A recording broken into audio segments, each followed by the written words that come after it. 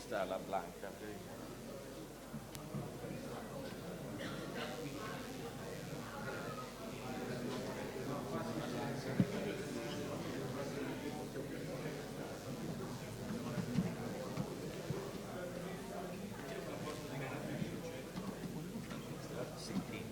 Come succede qua?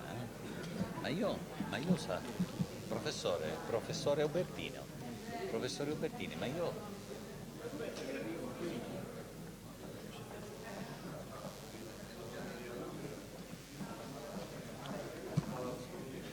Sì. Facciamo tradurre a Fernando. Fernando, Ma scusa. quanti soldi stranieri Per presenti? tutti sono, vengono dalla Giordania, dall'Iran, dal Portogallo, sì, non se lo mai facciamo tradurre a lui famosceno, no? Non lo dici? No, vabbè. O fa una sintesi poi dopo, non è che mi serve. No, fai una sintesi del saluto del rettore quando ha finito. Dopo. Ah? Che dici? Fernando? No, non hai capito. No, non lo so.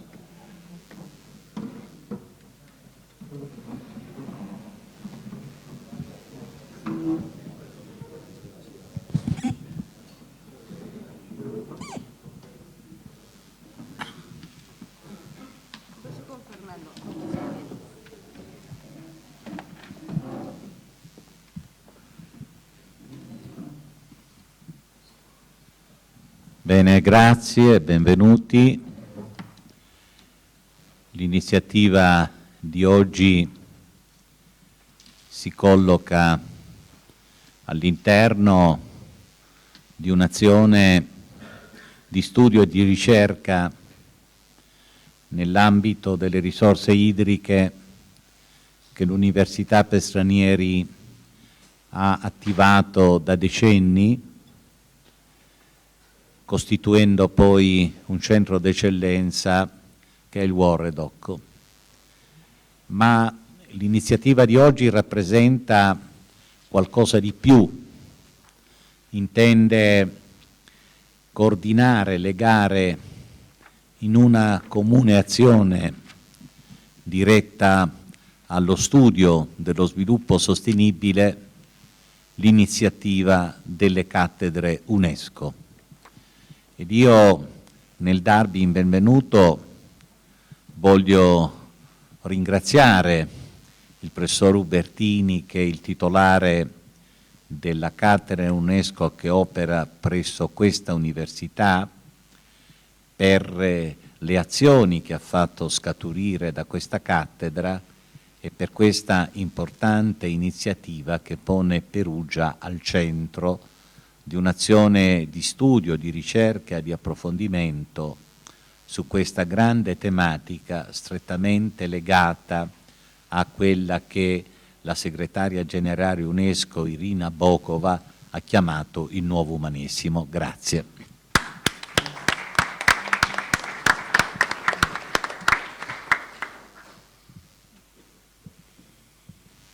Fernando, vai facciamo. Non vuole farlo, lo facciamo fare a Francisco. No. Good morning.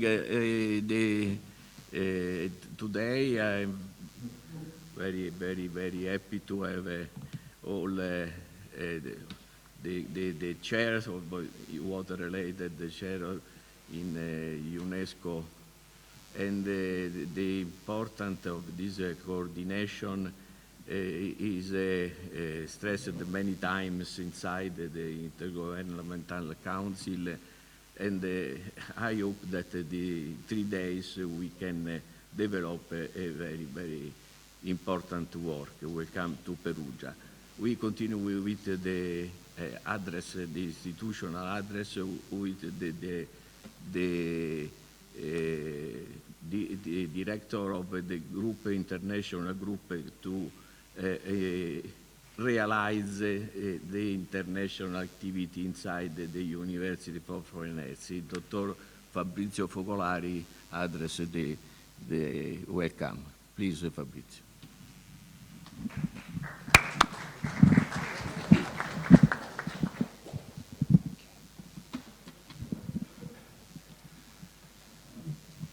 morning, everybody. It is such a great honor for me to be here today with you all and share the unique opportunity of hosting the first UNESCO Water Chair meeting at our university. Me and my staff are deeply committed to facing the everyday challenge of building a strong international network with Italians and foreigners universities to order to promote sustainable and long-lasting partners of scientific and cultural cooperation program. I want to thank our rector, Professor Paciullo, and all the staff involved in the organization of this meeting for the passion and commitment in promoting water resourcing management and culture.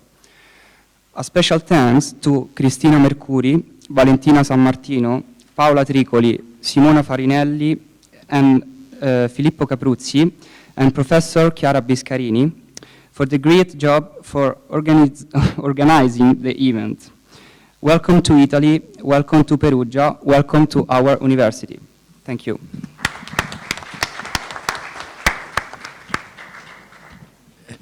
Thank you, Fabrizio and Dr. Focolari for the very, very intensive and daily work during the 3 months to prepare everything for this meeting. Just few words to introduce this meeting. I want to, first of all, to thank University for Foreigners of Perugia, the magnifico rettore Professor Paciullo, direttore generale Dottor Nicoletti, the staff of the university, and also the people in the university, the network of Italian university who work inside the center of Sapienza University of Rome, together with the chair of UNESCO chair in Perugia. I am deeply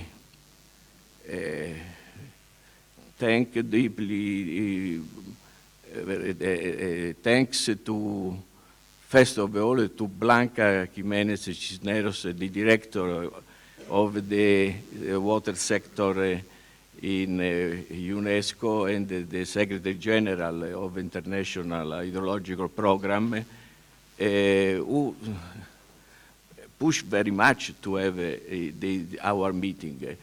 Thank you, Blanca.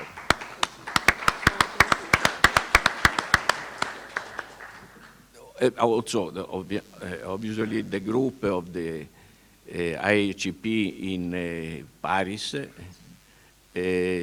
particularly Dr. Giuseppe Arduino. Giuseppe Arduino is the collaborator of the group inside the water sector, water division in UNESCO.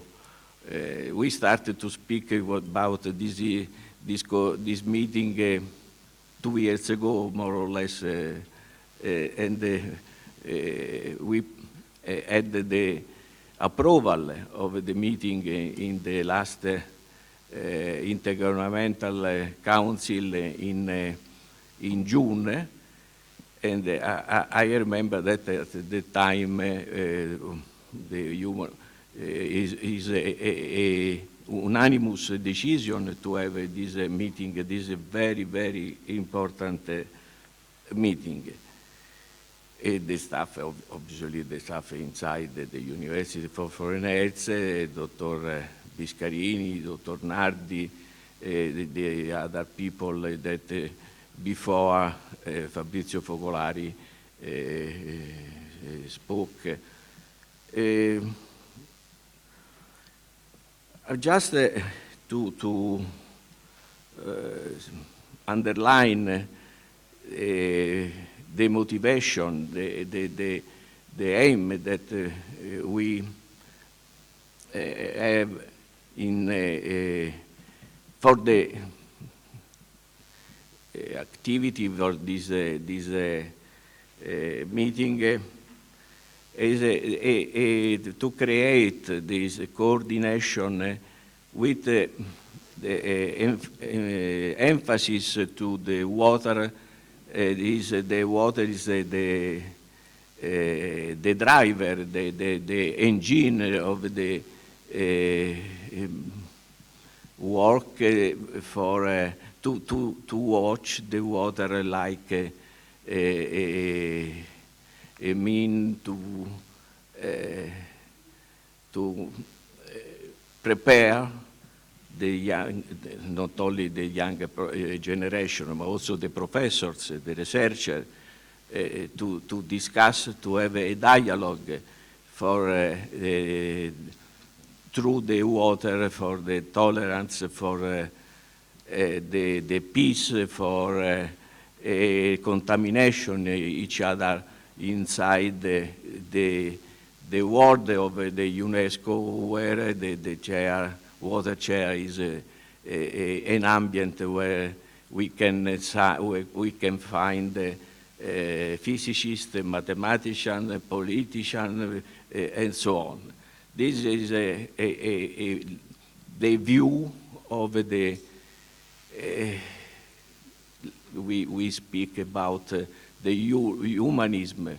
The humanism which arrived after the medieval age, and the humanism was the door, to open this door through the Renaissance and to have the creation in the not only in the Europe but also outside the Europe of the area of in the Renaissance point of view. This is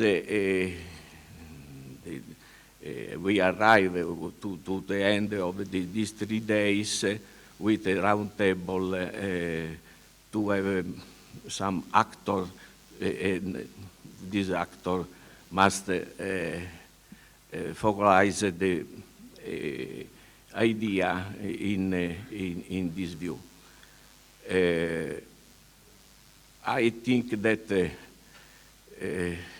this first meeting could arrive to the creation of a water group of the chair in UNESCO water-related chair in collaboration and to prepare to prepare many people inside this view. I thanks very much. Good work. Enjoy the beautiful city of Perugia with this view. Thank you very much.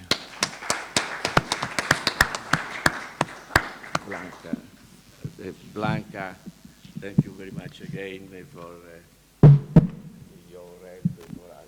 No, thank you very much, Professor Ubertini, and let me start on behalf of UNESCO thanking Professor Paciullo, the rector of the University for Foreigners of Perugia, for hosting us. It's really a pleasure for us to be here. And secondly, let me congratulate all the Italians for having a person like Professor Ubertini. He's a very modest person, and he has not mentioned 2 things why Italy is at the heart of water at the international level. First, he was the person, thanks to him, we have the World Water Assessment Program here in Italy, and to my knowledge, is making from Italy the only country that has sustained support water and the provision of information of water for all countries.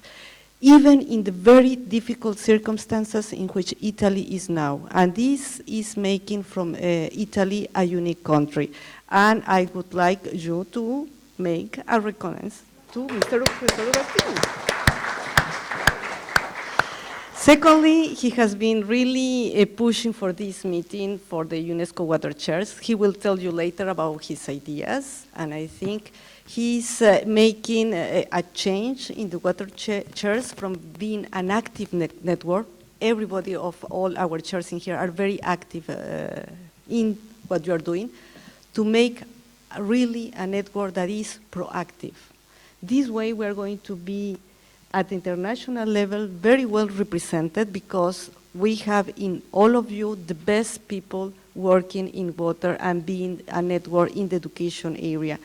It's really great for IHP to have persons that are so committed to water, but that are representing not only you, but you are also representing a very big, important set of people at the international level. That will put the International Hydrological Program on the agenda of many different programs.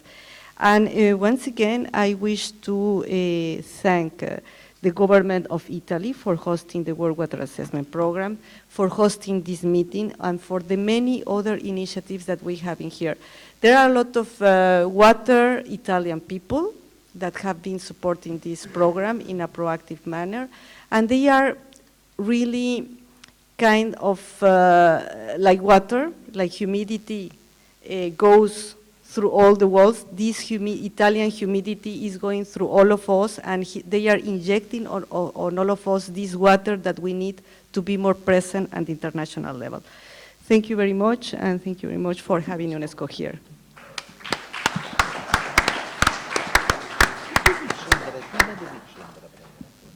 Thank you, Blanca. We have this morning in this opening session a keynote speaker is outside the UNESCO chair, but is a very, very important person. Paolo Bonora. Paolo Bonora is the director of the archive, the State Archive in Rome. The State Archive in Rome is a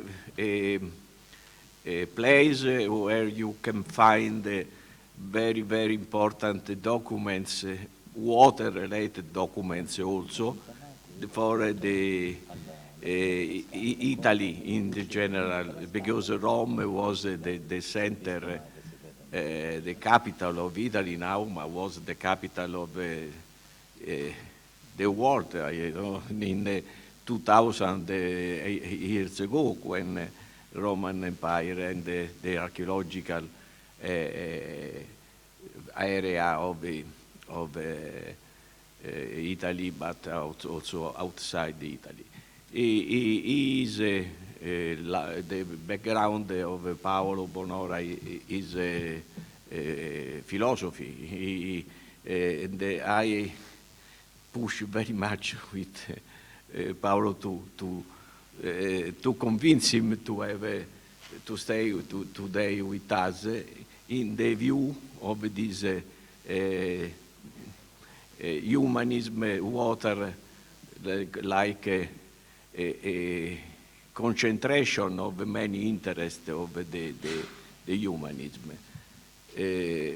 Paolo worked inside the university, also with the PhD, and the PhD of Paolo was a PhD in the water, in water-related PhD. Paolo, please come to the floor to speak. Dov'è Stefan? Oh, Stefan. E non lo vedevo, Stefan. Excuse me, Stefan. Sorry. Sorry, Stefan. No, I see in After Blanca, I see the name of Paolo Bonora and sorry, Stefan. Stefan Olibrock is the director of WAP, World Water Assessment Program in Perugia, and the Blanca explained briefly synthesized the WAP in Perugia. But in Perugia we have a very, very, very important. When I speak of the WAP in Perugia, I speak of the UN agency on water. This is the name that I use, not because in Perugia we have the global office, the UNESCO office for global water, Stefan, more or less. This is a part of UN, not only a program. It is a part, is UNESCO, like the concentration of the different view of the water in different UN agencies. And just to synthesize, I speak about the UN Agency for Water. Excuse me, Stefan. Please, Stefan. Okay. Thank you very much, Professor Bertini. Rector Paciullo, ladies and gentlemen, it's really a pleasure to say a few words here at the beginning. And I was following the program. I thought, there must be one time for me. And I actually prepared just a few slides, 5 slides, to welcome you, everybody. And it's nice for me as a German to welcome everybody here in Perugia, which is my new hometown since a couple of months. And I really, also at the beginning, I would like to thank the colleagues who have been organizing that. And certainly here, the local organizers under the leadership of Rector Paciulli and Professor Ubertini. I think they were hard-working colleagues like Dr. Chiara Biscarini, Professor Nardi is somewhere in the audience, and a couple of other colleagues who made this happen. If you look at the objectives of this meeting, it's largely about improving coordination between the water chairs. And if we're able to improve the coordination between the water chairs, that really means we can increase the impact. And that's what UNESCO is really about, in creating the impact and towards a better sustainable management of water resources globally. Certainly this is a focus on the water chairs, and congratulations, Lucio, to have the first water chair meeting, to best of my knowledge, ever, in Perugia. Well, that's really an achievement. But as Dr. Blanca Jimenez illustrated, it's more than the chairs. It's the whole IHP network, which also comprises the water institutes, as well as other colleagues within the water family, as we like to call it, the family that Blanca leads. And that includes the World Water Assessment Program, which is a program of UNESCO. I like it when he says that it's the UN Water Agency, but I have to stay modest, and it's not the UN Water Agency yet. But it's an important program of UNESCO, and what we do, I would like to illustrate with just 5 slides, and I understand that everybody's very excited to listen to Professor Paolo Bonora, but just a few slides on what we do, and that maybe helps us also to engage. So Blanca, thank you for helping me with this PowerPoint presentation. What we do is the core business is producing the World Water Development Report that has been produced at the beginning every 3 years. It was like an IPCC report for water. And if you click one more time, you will see that in the last 3 years, it has been an annual report, always on a different topic. The 2014 topic was on water and energy. 15 was on water for a sustainable world, because of all the SDG discussions we had in 2015 and the Agenda 2030, as well as in 2016 is then Water and Jobs. That's the report where we will illustrate that agua y lavoro tomorrow at another beautiful location here in Perugia at the Sala dei Notari in the city center. And it's mainly coordinating the efforts of 31 UN agencies that contribute to that report, and many partners and members, including obviously the IHP network and everybody who's part of it. One more, briefly at the World Water Assessment Program, our mandate is to monitor, assess, and report on the state of the water resources.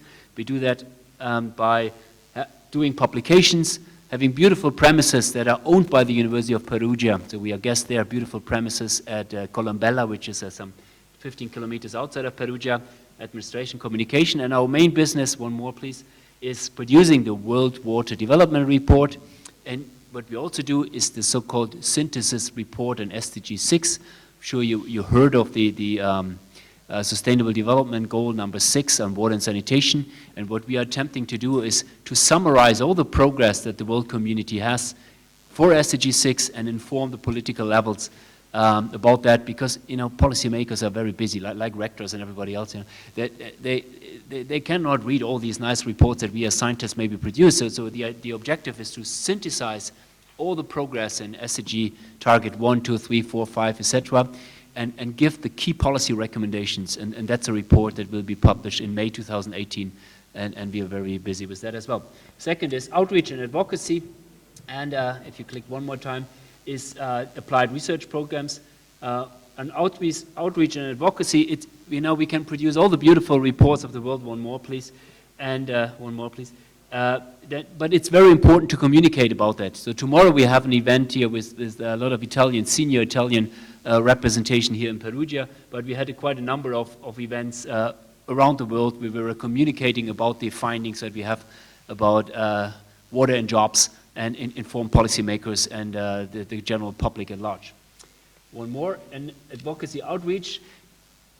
It's important to communicate about your reports, but therefore we also use different ways of communicating.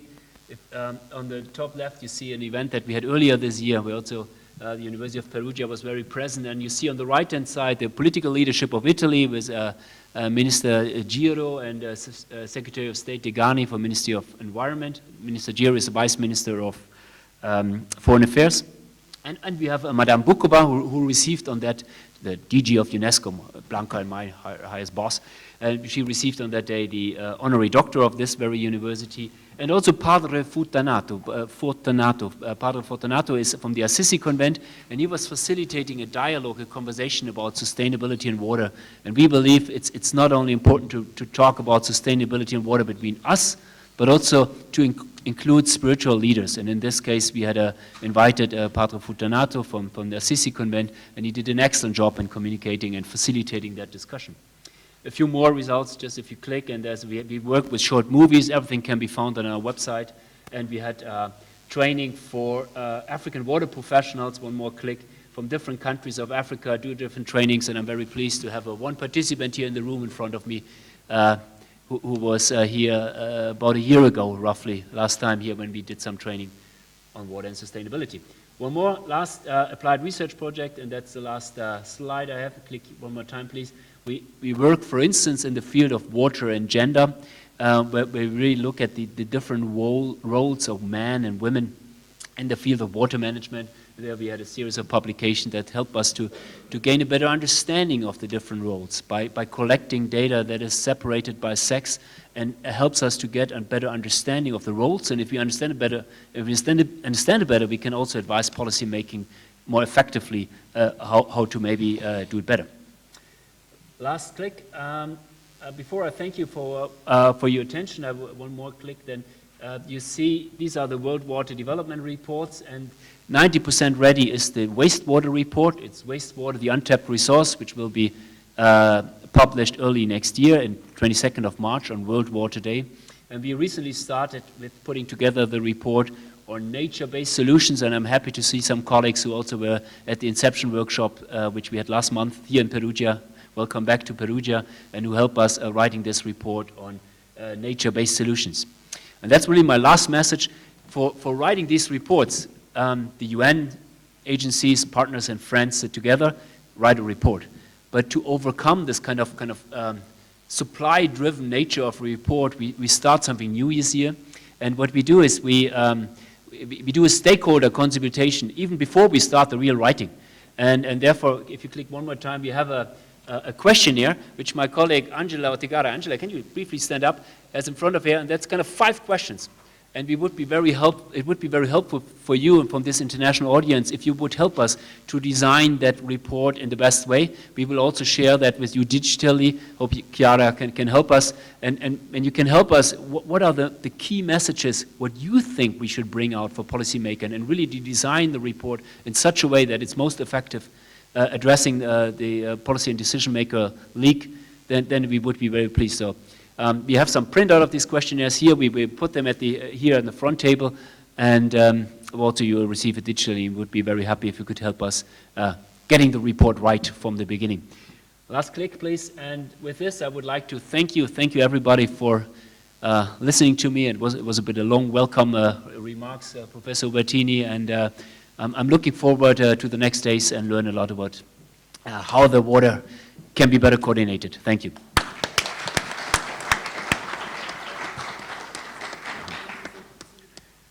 Thank you very much, Stefan. And I want to take this occasion to stress the importance of this structure in Perugia.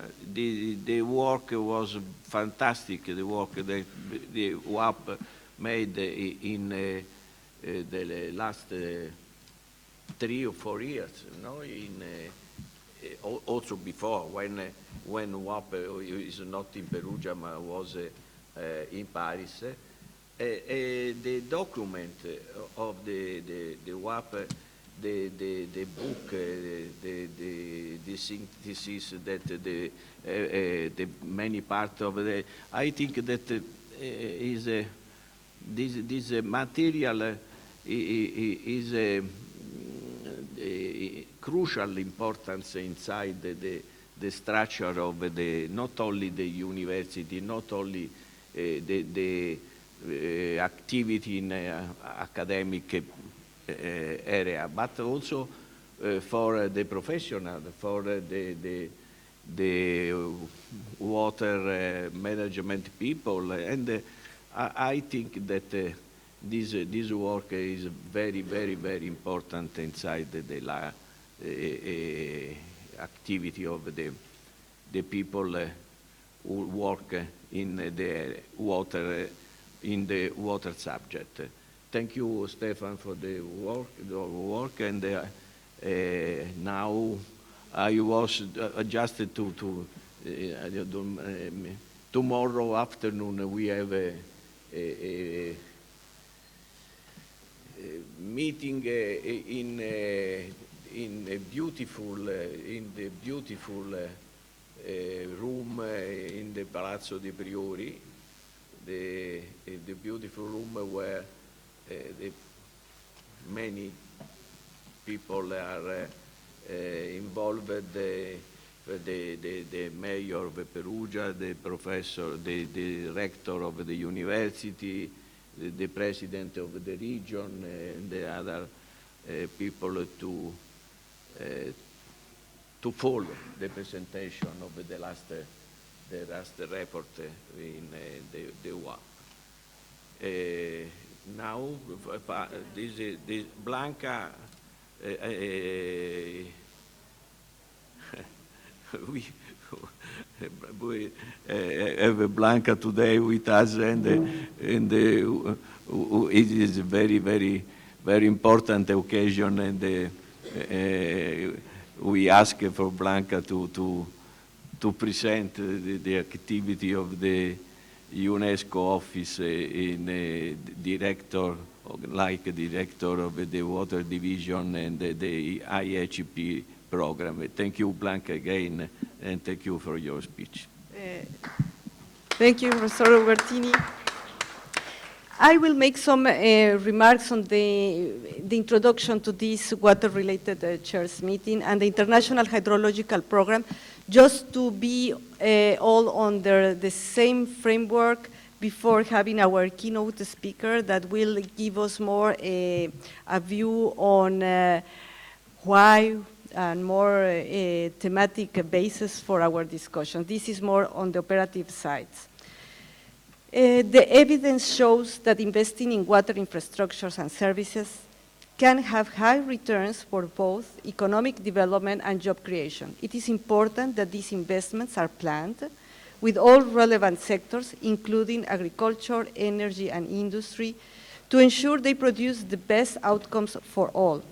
Lead United Nations Agency for Water, and in this context, UNESCO has a leading role that starts precisely with the International Hydrological Program. The International Hydrological Program are all our 169 national IHP committees, our 36 water centers and our 38 UNESCO water chairs, besides the UNESCO IHE Category 1 Center on Education that is based in Delft, and the World Water Assessment Program of UNESCO, which is based in Perugia.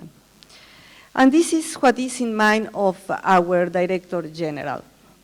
This need for the IHP, that is the need for all of us to lead this water positioning on a new way to apply water management in the future. The International Hydrological Program is an old program that was created after the first international water decade that ended in 1975. So it's a program that is 40 years old.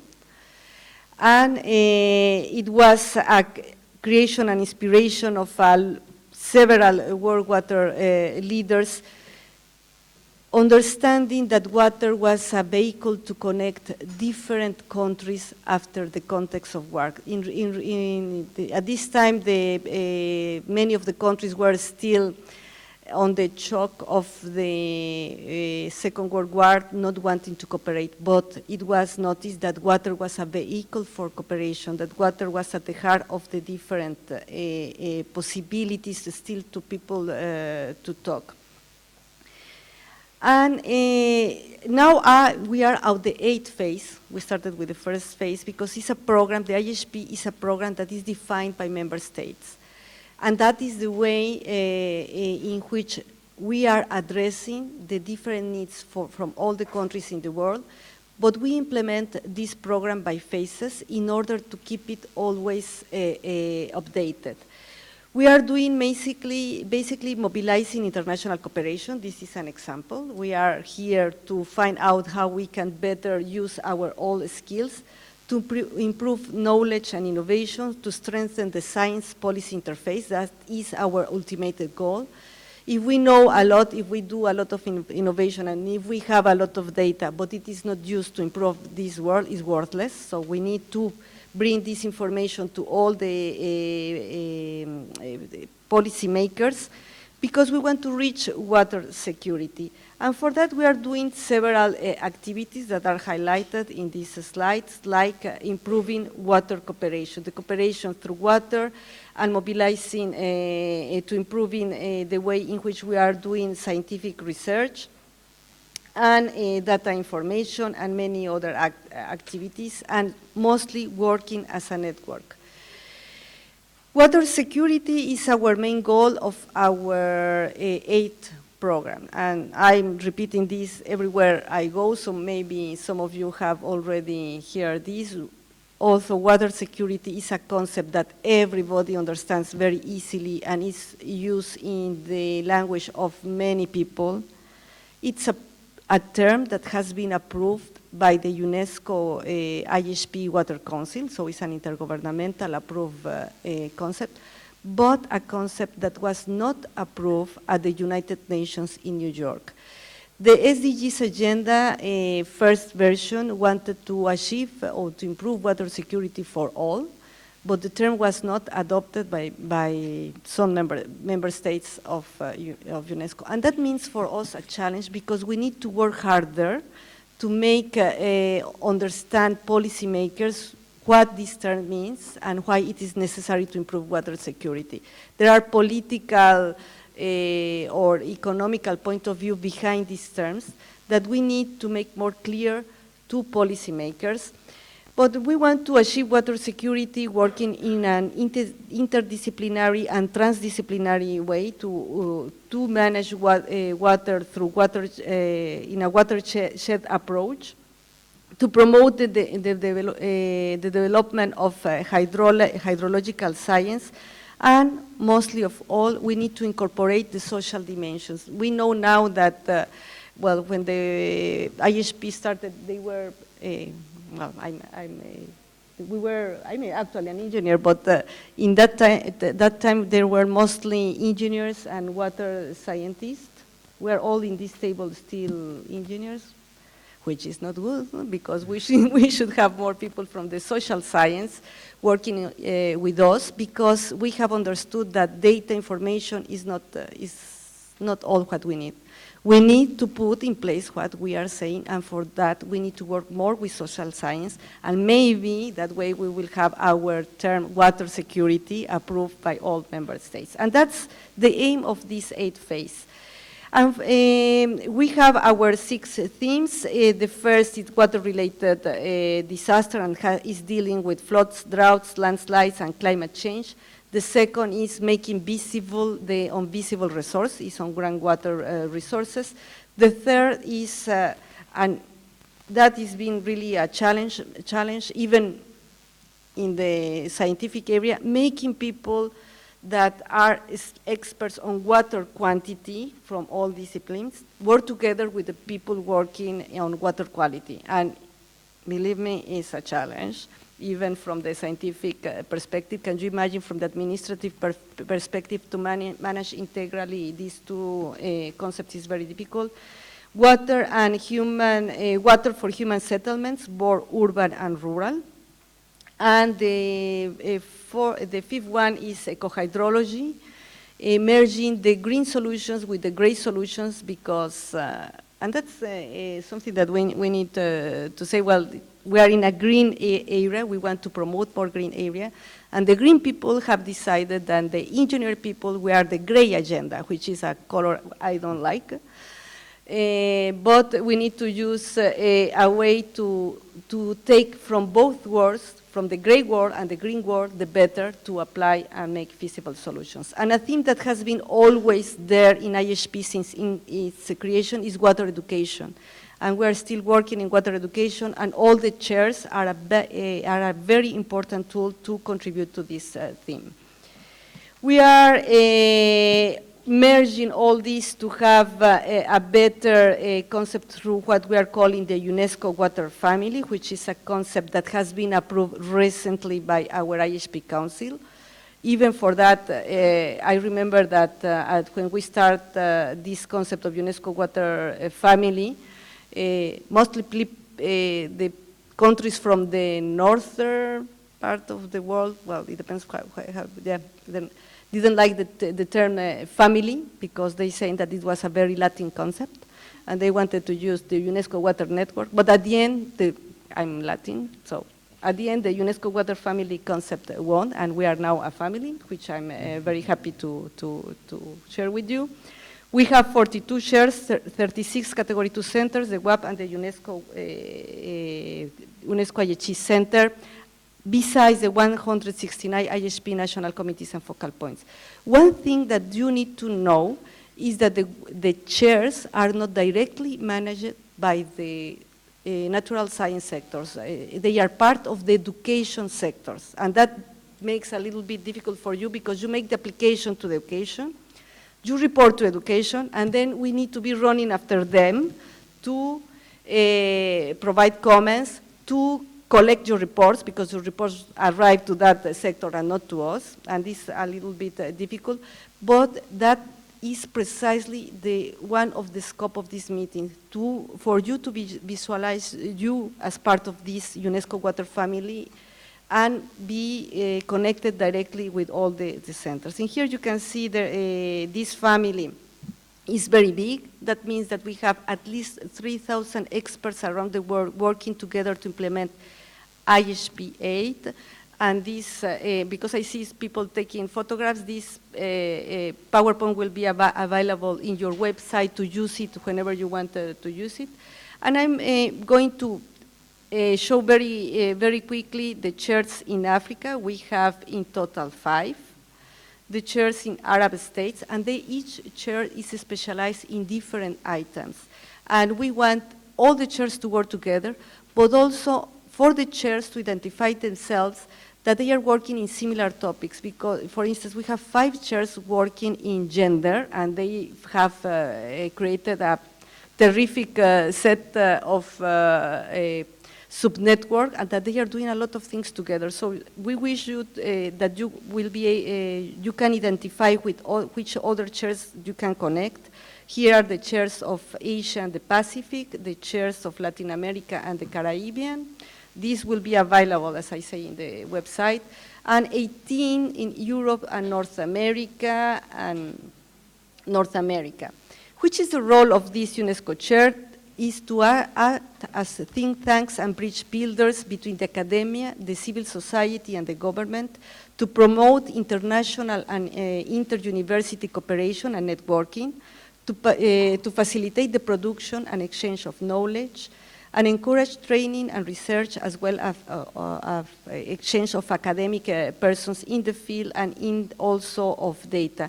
We were going to have a very interesting example provided by Professor Chicharon, that the potential that we have is really very interesting. And to create of poles of excellence and innovation at the regional or sub-regional level. There is freedom in the academia, but we need you to be aligned to the IHP 8. Please have a periodical look on our program, on what member states want you to do, because you need to report periodically on what you did based on what you say you did that is aligned to this report, and the evaluation consider all these items. We also want during this meeting to identify how you are contributing to the 2030 agenda and to the IHP 8 strategy. And when I started to work in UNESCO 4 years ago, one of the main critics to our program is that we were working disconnected, where the UNESCO, the concept of UNESCO water family did not exist, and we have a lot of centers. We were heavily criticized because of that. We have a lot of water chairs that were under education. So one thing we did the first Category 2 centers meeting in UNESCO ever, and we started working with the Category 2 centers. Why? Because the centers were more, if I may say, more easily to identify the type of work that they were doing. And now they are working as a good integrated network. They have signed agreements between the different Category 2 centers. They are doing exchange of informations. They have had, I think, now 3 Category 2 centers meetings. This is a sub-network already running together, and now we started with the chairs with this meeting. We want you to have this meeting and maybe another one only among you, first to create this field of network. The proposal that has been prepared by Luis Chicharo is a little bit advanced in this respect. When you have this identity as chairs, that you need to understand why you are chairs, why you are not centers, how you can contribute to the IHP National Committee, how do you relate to WAP, how do you relate to the Category 1 centers. The idea will be to merge these 2 networks and to have meetings together, and little by little to really be a network that will be ruling and setting the agendas for research, the agendas for many other aspects. We really need to be the scientific arm in water for the United Nations. That's the ultimate goal. And I'm sure that we have the strength. We have the most qualified people. We are a very nicely regional presentation. I went very quickly, but I also think that you have said, there is room to have more water chairs in Africa or Latin America compared to other areas. Yes, there is room. Please identify colleagues that would like to have chairs, that would like to be part of this meeting and bring it together with us. And we have this, I'm not going to show, it's only the UNESCO water chairs in the different regions, you can see in there. And I hope with this I have really motivated you to feel, we are producing a kit for the IHP national committees, and we also going to have a kit for the UNESCO water family. And with that we are going to have our pins of UNESCO water family, and in the future it would be very nice that you could we can identify us really as a family. I know that families, some members of some families are strange, but I hope this won't be our case. Thank you very much.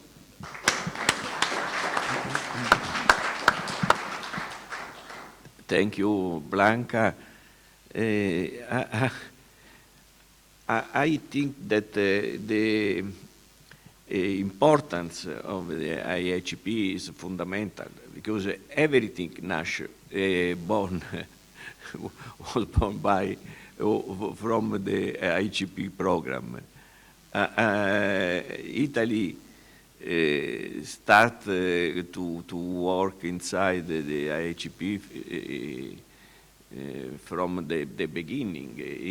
I remember the ICP Italian committee was created inside the National Research Council in Italy. And I remember that when I was a very young director of the CNR National Research Council Institute in Italy, the president of the ICP was the leader in hydraulic engineering in Italy. Just the derivation of ICP is from the engineering school and inside the technical hydrographic institute in the Ministry of Public Work at the time in 93, 96, 95 when they started with the ICP.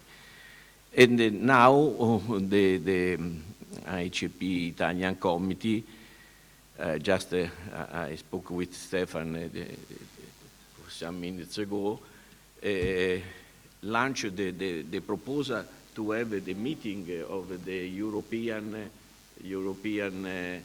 group of the ICP committee in Perugia. And we proposed at the last meeting in Germany, to have this meeting,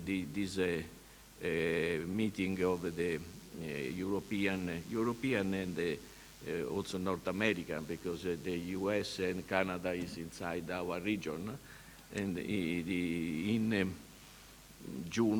May-June next year, before the meeting, the ICP meeting. This is also an important date for the ICP community. Okay, now we have the pleasure to call Professor Bonora. We are very, very happy to have Paolo Bonora with us this morning. Un applauso al Professor Bonora che è arrivato. Professor Bonora. Good morning, ladies and gentlemen. Thank you so much for inviting me here today. Thank you, Professor Ubertini, who was my fellow of experience and exploration and in this cross domains and between history and science. We are both as curious as expert in different fields, but it is a big honor and a big challenge to be invited here as a keynote speaker. I really hope that some of the consideration I may do today can be useful as a key to understand what are the tasks that were outlined for your organization by Blanca. By the way, well, I didn't thought to speak in English, so stop me if I say something which is not clear, but hearing Blanca speaking, maybe I found a title for my notes, Sustainable Humanism. We are talking about humanism. So the point is that at the beginning of 20th centuries, a lot of illusion, a lot of expectances were in Europe and the world about science. Science were supposed, in the Belle Epoque, science were supposed to solve any problem. Progress would make every country rich and would solve any crisis of subsistence, food, water. And now what? Now we have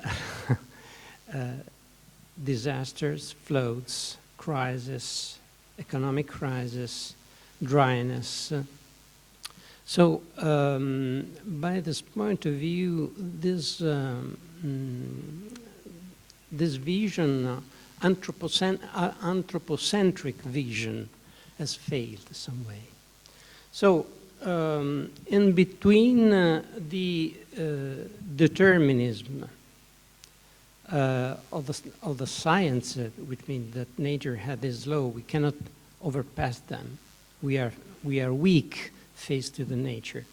And between the anthropocentric view of the progress, we have to choose a new way. So this is the birth of the ecological conscience, no? in the world. This is the birth of the ecology. But at the time where the ecologist movement grew in the 70s and the 80s, there was a group of historians. Alberto Caracciolo was a teacher in this university, which makes very important to mention his role in this.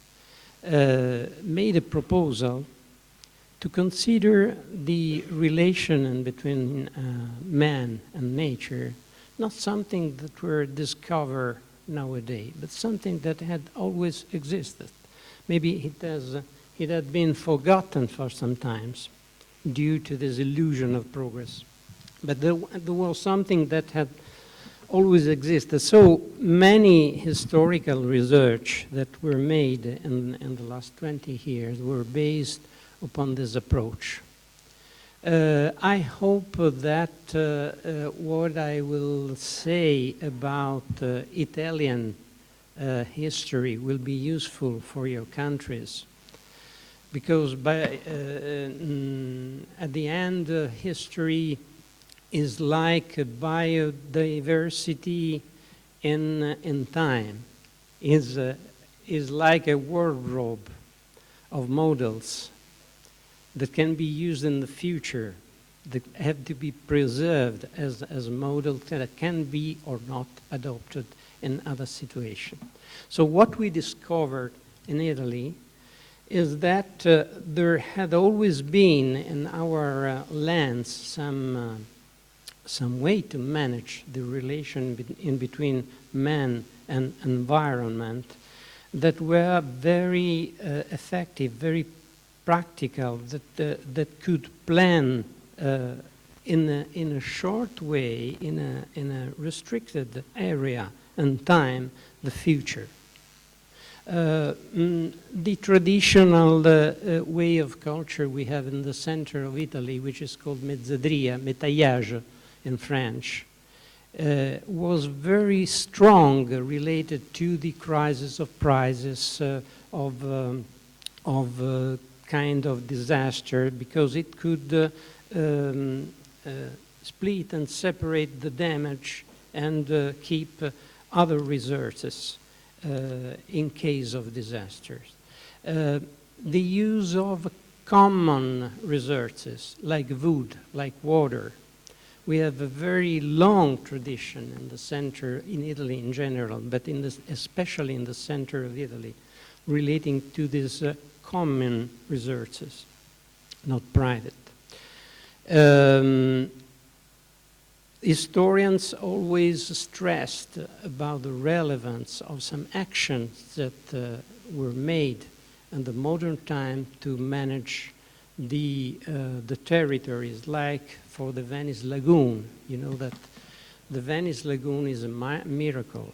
It could have been a marsh if many centuries ago the government of Venice would not begin for a very long time a politics of separating the mud waters of the rivers from the lagoon to prevent the flooding of the lagoon itself and stop the commerce of Venice itself. And another very relevant but not so famous case were the actions that were made in the big plain in the north of Italy, in the Pianura Padana, by driving the water with mud, the water with solid transport, to make the ground higher and make it fertile and make it produce, and make it the richest plain in Italy. So what we have today is what is called a man-made land, like in the lowlands in Holland. And another phase of this old good ecological habits were the integrated systems that put together the drainage, the irrigation, and the use of hydraulic energy for the mills. So apparently it can look not so relevant. These are not big systems, big hydraulic systems, but the sustainability of the system made them extremely long and effective during the century. We would not have the country we have today if we didn't have this approach. So this sustainable approach. The point is that this is the practical side. So what were the scientists, the theoreticians, the humanists doing while the countrymen used the system? There were for a long time, a big separation in between theory and practice in my way. Because if you want, the only scientific demonstration of a new plan for the country was a humanistic and an historical demonstration, which was what is called in Latin la restitutio, the restoring of the territory. So something could work, a drainage or an irrigation or an aqueduct could have been done simply because an humanist would find an ancient book, an ancient Plinius or a Roman classical works or Vitruvius that told it has been done. You have to consider that during the modern time, until the French Revolution, if you want, the concept of time was quite different from the concept we have today. So it was a circle concept of time. There was no evolution, no linear evolution. There was a revolution. So the restitutio, going back to the Golden Age, was the basic concept for all the big enterprise that the king were trying to make in Europe at those times. At those times, engineers were not scientists, they were practical. And architects were not scientists as well, they were humanists. They were people that had studied Vitruvius. But no, not much more than that. The beautiful building of the Renaissance you see in Rome, in Italy, were made by mason, by small companies coming from Switzerland. They had the great artistic ability, but not good engineer practice. So, at the same time, the thing that they built since the 16th century onward had no scientific basis at all. You will be probably surprised to imagine that they imagined that building a bridge could stop a flood. To prevent the flood in Rome, they tried to build a big bridge in Magliano, in between Perugia and Rome, supposing that it would stop the water, it would prevent the water to flow to Rome. And at the same time, they thought that they could change the course of the river as they pleased. And this kind of heroical period produced the worst disaster that we have ever seen in Italy. Because, you know, when you change the course of the river, the water tried to go back his way, some way. And they had no ideas, nor of the water cycle, nor of the laws of the flowing of the water. There is a wonderful collection of ancient book, which is Scrittori che raccontano del moto delle acque. It is a series of books like that, because it had several editions in the 18th century. And there you can retrieve all the history of hydraulics, which is a very exciting history, because you see during time that little by little, also, if the beginning was a disaster, the scientists arrived to outline a strategy to face the management, the water management. So at the end, by the litigation, maybe, by the litigation in between two important towns like Bologna and Ferrara for the flow of the river, and going to the judge, to the Pope, to decide where the river had to flow, where the flow had to ruin the land, they were paying lawyers, and they invented chairs of hydraulics in the universities of Ferrara and of Bologna. And at the end of 2 centuries, finally they had the way to manage a problem that has been during so long. And at the end, a new conception of the space was born, because I told you they had no idea of the origins of flood.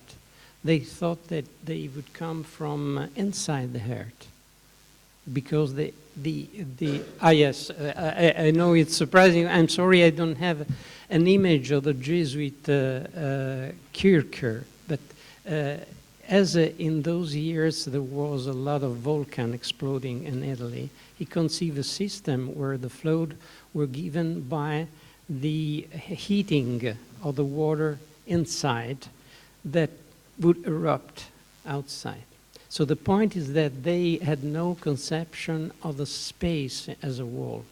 They did not have a perception of a basin. They could not perceive how much rain fall on the mountain, because they only lived in the towns. Okay. So there is a beautiful, some beautiful line, but it would take too long to make you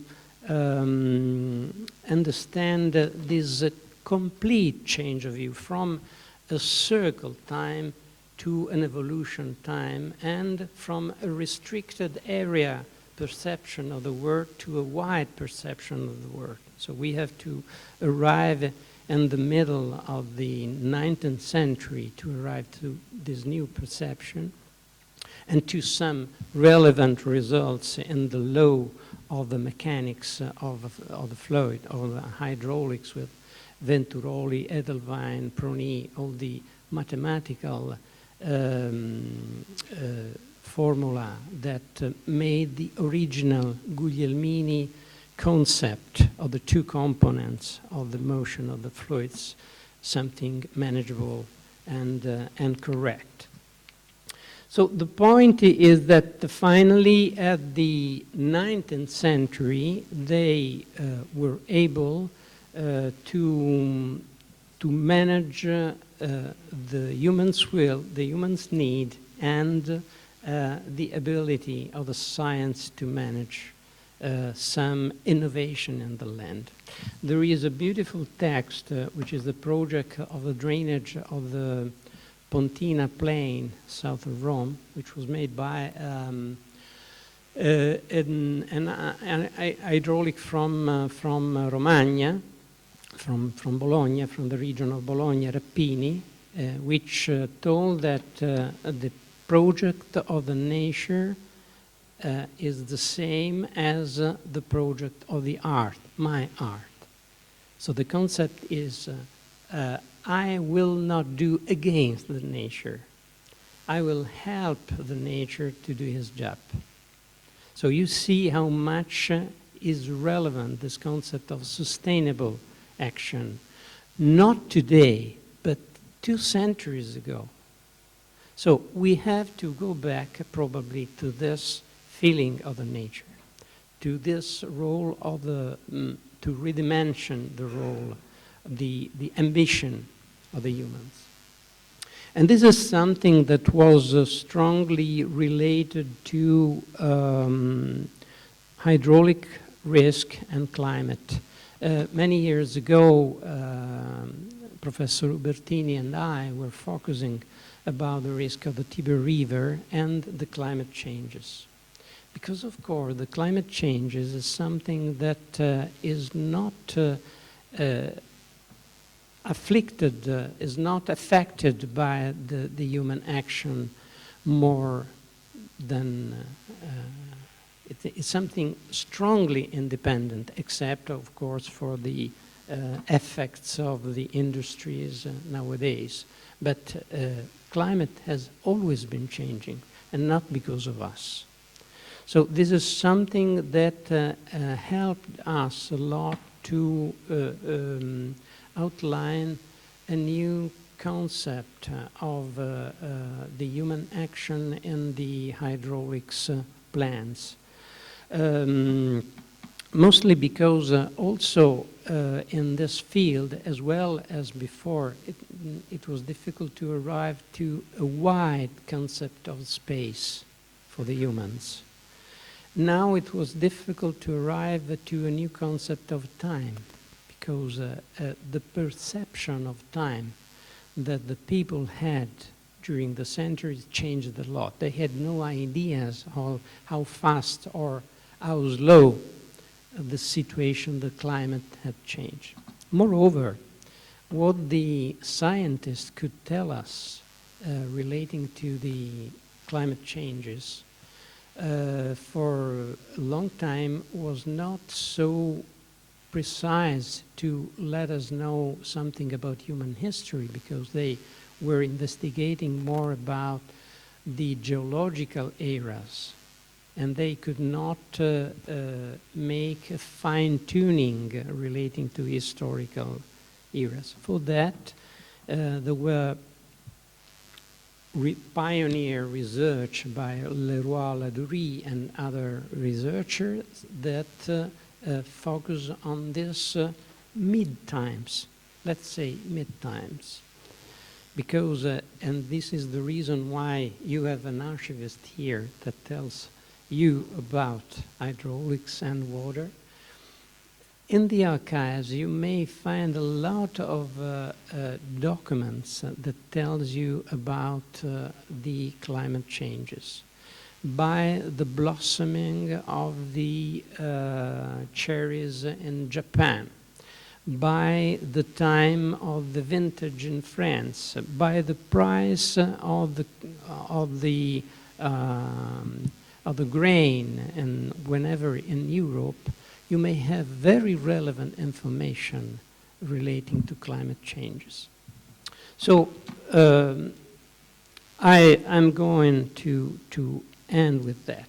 By this fine-tuning about historical period, we can also try to outline different models of relation in between man and water. Let's take the example of the Tiber River. We don't have absolutely to use the history at the old humanistic way. It was made by the Romans, we will do the same. This is not the same. History is the context where everything changes, ever. Nothing stops in history. So we can outline an ancient model of behavior, a medieval modern model which was different and which was very terrific sometimes, because in my opinion, the worst disaster was caused both by the human action and by climate changes just in that period. So when you have a combination of that, you may have really big disaster.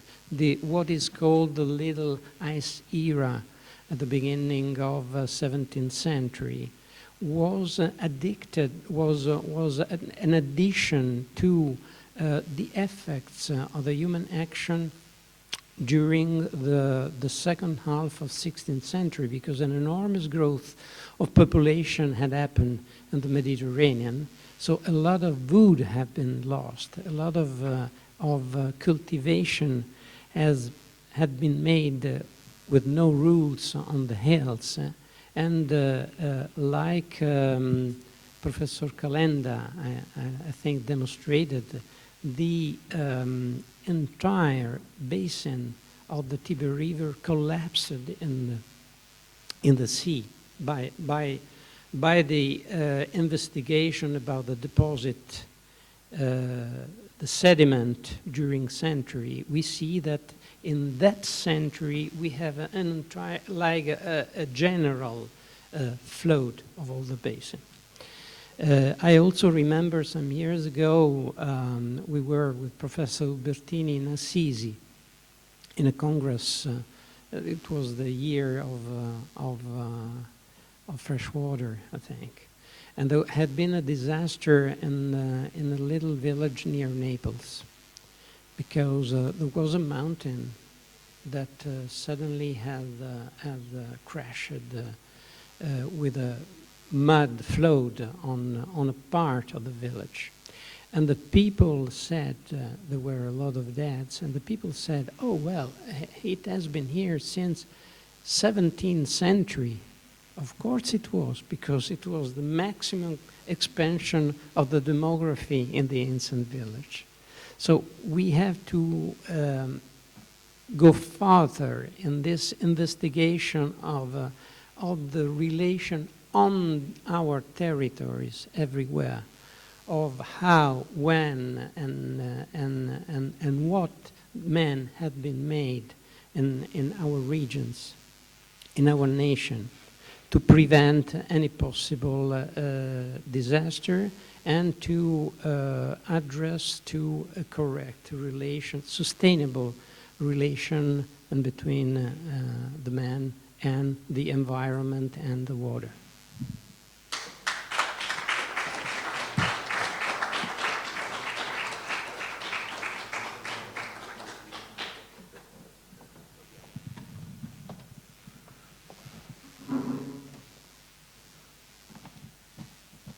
Thank you, Paolo, for a very interesting relation, a very interesting speech. And I want to ask a question to Paolo. That if you mentioned for the sustainability inside the water world, no? And you can mention to the audience the work of Benedetto Castelli in this line when he was in correlation with Galileo. Benedetto Castelli is a subject who is very... This is, I think is very... that I love very much, because I am working in the building where he was teaching mathematics, the ancient palace of the university. And we also made with Ubertini a lecture with the actor of Galileo and Castelli correspondence. Now, Castelli can be considered not only the first theoretician, but also the first to apply the theory to the practice. And what is amazing is that in between the papers we have, there are maps, there are, you know, when you do the history of science, this is both based on documents which are not in the archive, that are published, that are scientific correspondence. But we do have in my archive this kind of documents, which are the maps of the Trasimeno Lake, which was a first basic model to outline a theory of the circle in between precipitation, the level of the water, and the ruling of the water. Consider that the Trasimeno Lake, like all the lakes that were ruled by the Romans, had an emissary with mills. So there was a constant fight in between economic interest of the millers by one side, of the countrymen on the other side. So that's an example how the government, the central government, arrived with a scientific argument to rule the conflicts, which make the power of the state more stronger and stronger in time. So the birth, really the birth of the state is based on that. Yeah. Okay, thank you. We have in the audience today a good friend of mine.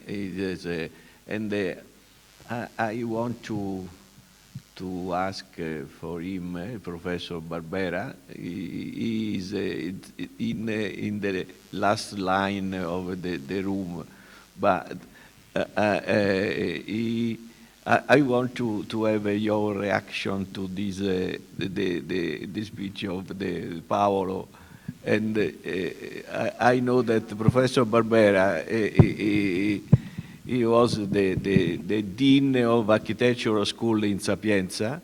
He is a chairholder of a UNESCO chair in close to the water, inside the water, and I think that your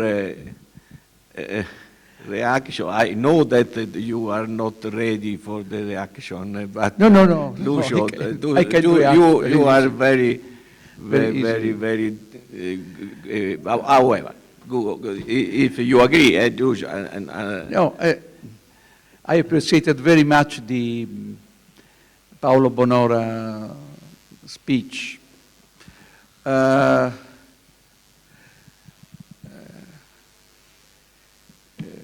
have another, with the same elements, I would trace a different vision of the meaning of human, I would say, humanistic culture. I think Paolo Bonora and myself can agree that Galileo and Castelli are fruit of the Renaissance revolution. I would point your attention to some special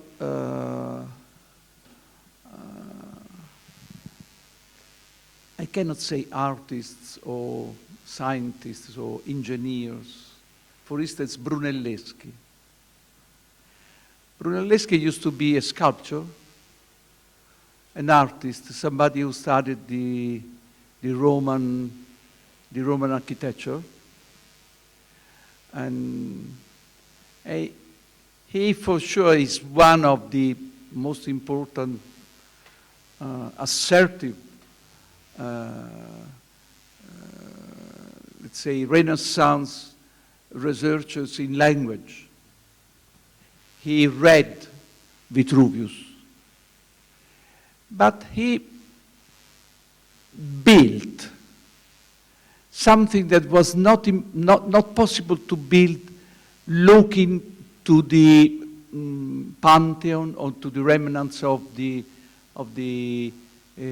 thermal vaults. The dome of the Cathedral of Florence is a technical invention, completely new, and achieved through the, the observation of the reality and a projection of the observation to a new form.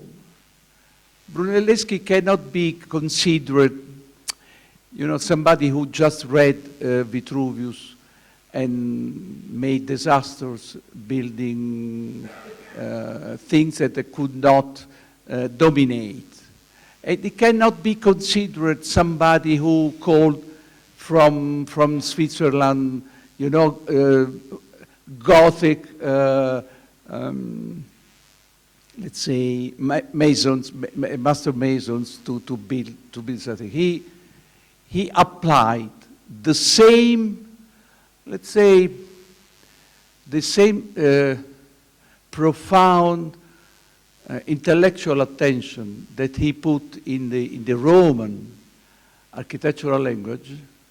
He applied this same intellectual attention to the fact of the structural reality that did not exist yet. He had to invent something to solve a technical, but let's say somehow a scientific problem. I think there is we should trace a line unifying those innovators that were both artists and let's say scientifically innovators from that bring Renaissance to the blooming of the scientific culture of Galileo and the mathematicians that you mentioned, Castelli and so on. Of course, the roots of the modern mathematics is very deep. Is inside the Arab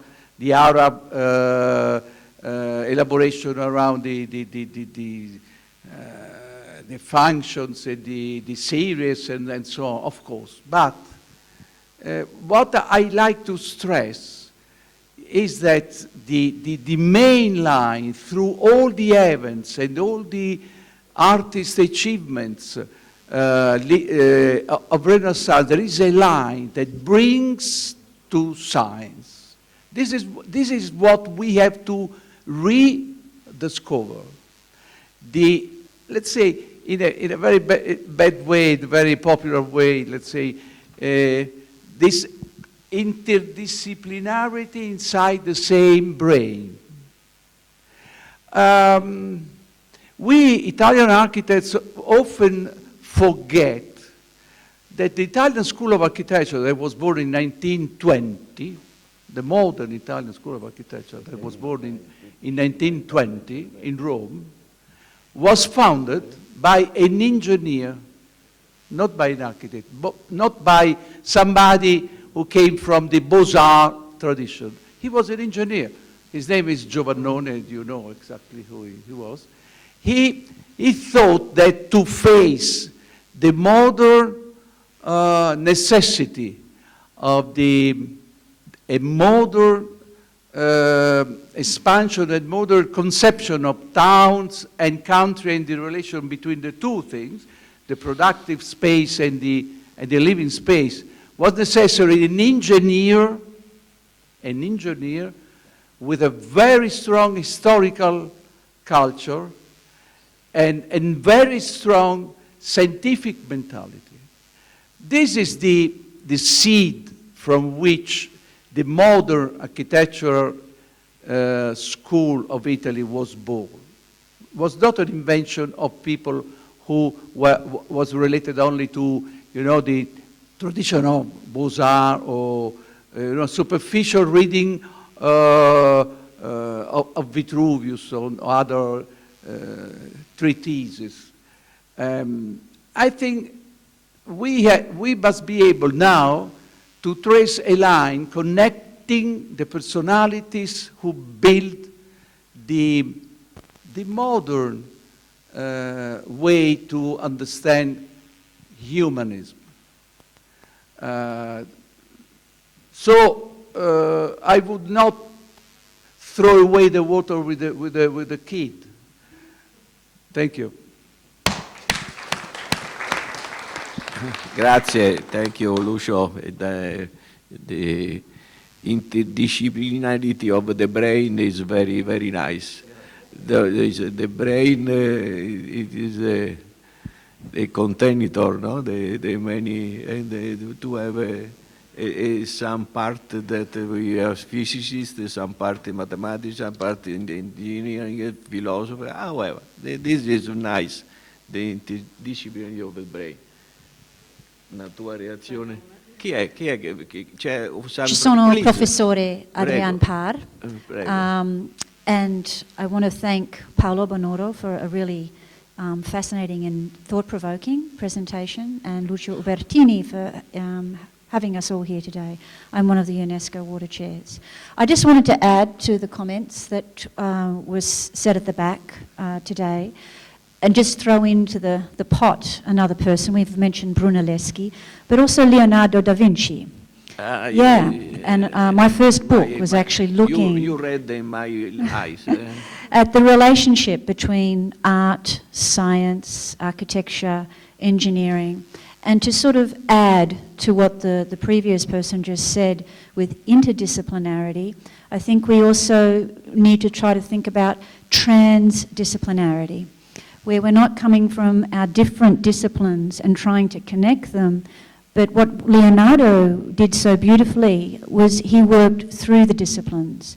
So you look at his studies of water and wind and the drawings that he created, and he looked at them like a scientist and an artist. It then went on to inform the advances that he made in the sfumato technique, and that in turn was a process of both what Gilles Deleuze would call repetition that produces a difference, which is an inherently ecological feeling, I would say, one that's both the combination of science, engineering, and aesthetics, which stimulates and massages what it is that's special about humanness, but at the same time it's inflected by our relationship to the world, both spatially and temporally, as Paolo Bonoro so fittingly spoke about in his presentation.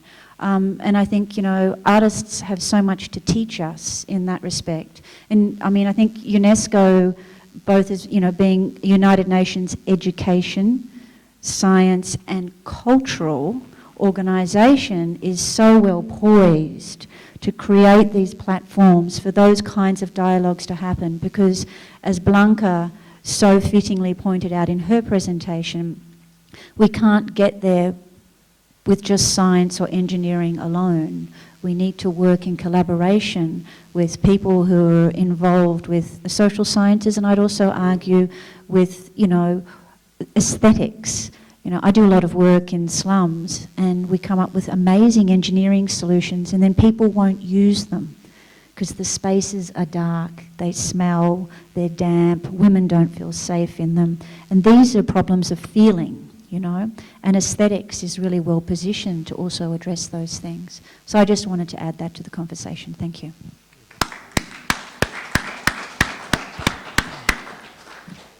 Blanca.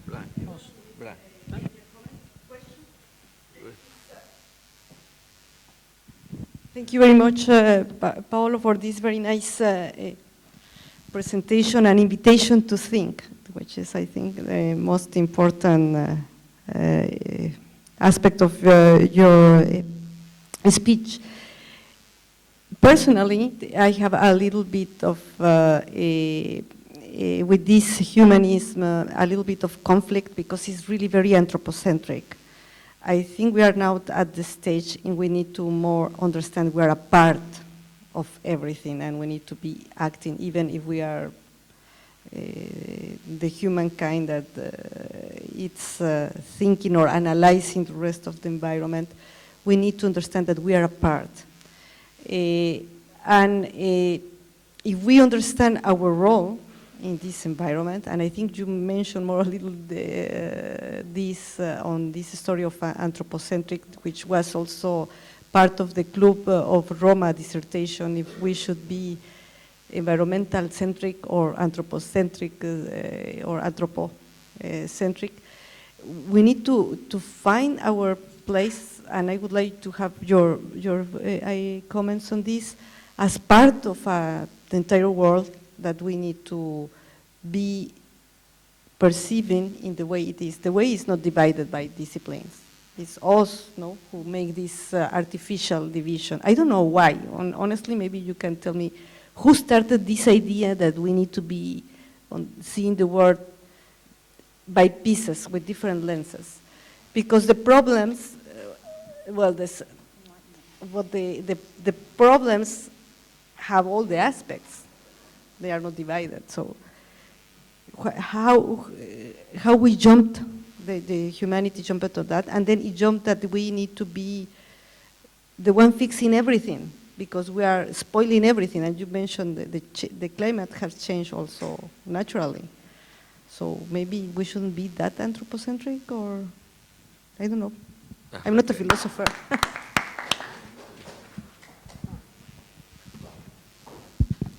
I thank you for your comments that are very open-minded. So, of course, this man in this old time, the men of the Renaissance, were genius. But sometimes they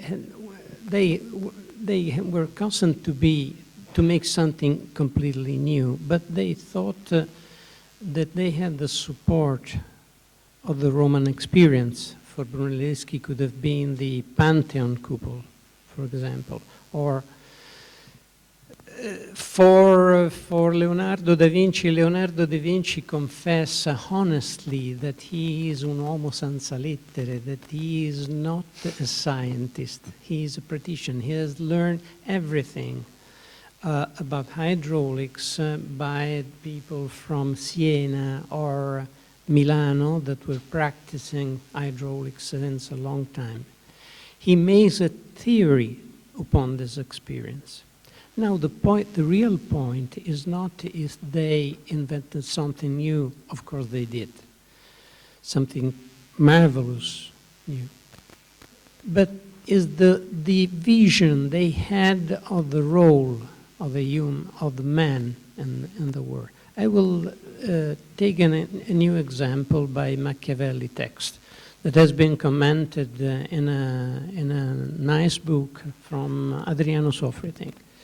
I don't remember the title, but he is a comment inspired probably by a Vasari fresco in the Vasari house in Arezzo. In this fresco, there is the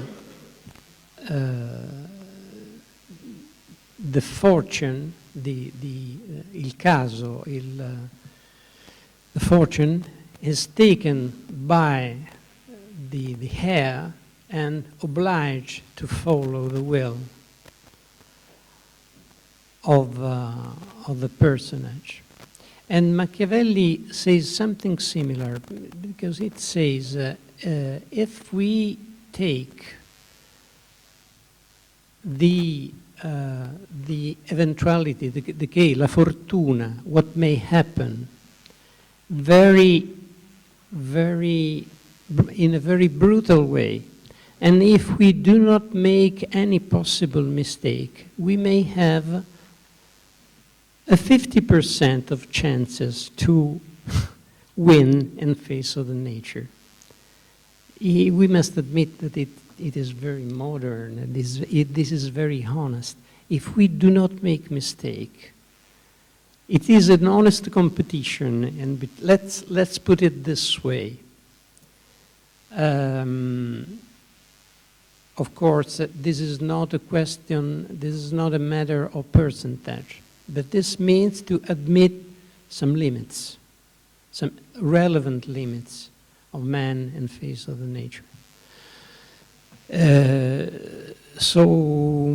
I think we have simply to have clear that this conscience of human limits have always been there, also in the heroical period. Also, of course, there has been illusion. The beginning of 16th century with Galileo was a period of big illusion. The Pope itself was pushing in the direction of the new science, and then Galileo failed some way in supporting this illusion of power that they had. But this do not mean that our failure involves that we cannot be able. Maybe we will be able tomorrow in some way. This is my point of view. I think that we can stop the session here, because otherwise we finish all the 3 days meeting with this meeting. Just some information. Now we have the lunch break. We prepare a very, I don't know, say very small or not small, but it is a nice lunch break inside this building at the floor -2. When you take the elevator, -2, finish inside the cafeteria of this building. They prepare, no? -2, sì, second, in secondo, io ho detto 2 per essere sincero. However, it is the -2, and we reconvene at 2:30 for the first session of the coordination. Another information, this evening, all of you are invited for welcome reception. This is in English the name. I think that is welcome. It's just 100 meters from here. Go down in the street via Pascoli. In program you see at 8 o'clock. If you agree, I suggest to finish here and to go directly to the dinner and to stay there at 6:37, if you agree, because otherwise you go to the hotel and come back. It is more easy to go directly from here to the dinner and to stay together in ambience for us that they prepare in this place. Okay, I suggest that you agree at 7. I call the restaurant for the 7. Okay, good lunch.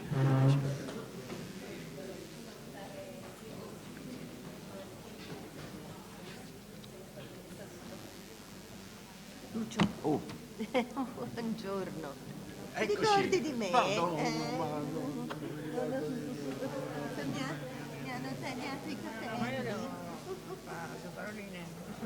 Devo riprendere, perché avete parlato di castelli, mancava Paoloni, ci abbiamo tutto nell'abbazia di San Pietro. E allora quando fa? E allora non l'avete neanche citata la nostra abbazia di San Pietro. Non è stata ieri sera, non la vedevo. Perché c'era in questo non c'era l'abbazia di San Pietro. Allora io devo scappare adesso, invece c'è un È carino sta cosa, bellissimo.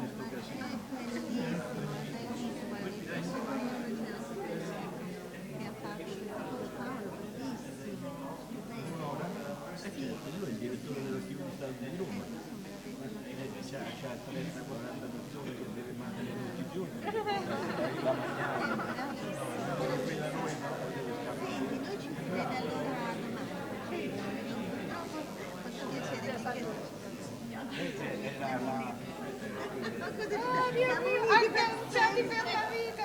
È il nostro cordone umbilicale che ogni tanto si riaggancia. Ascolta, tu ci volevi seminare, ma noi siamo andati avanti a spalle. Dai. Però ancora non ci hai dato la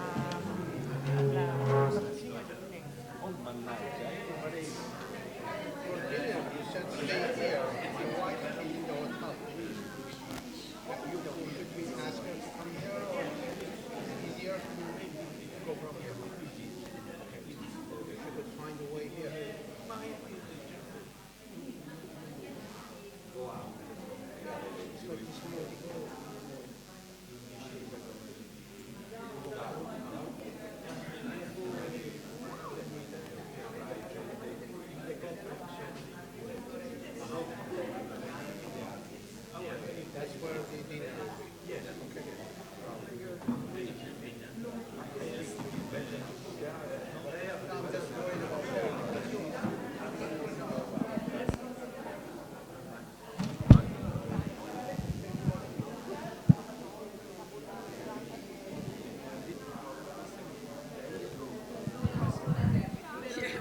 Mittwoch, am Freitag in Luxemburg, aber meine Kollegen sind da.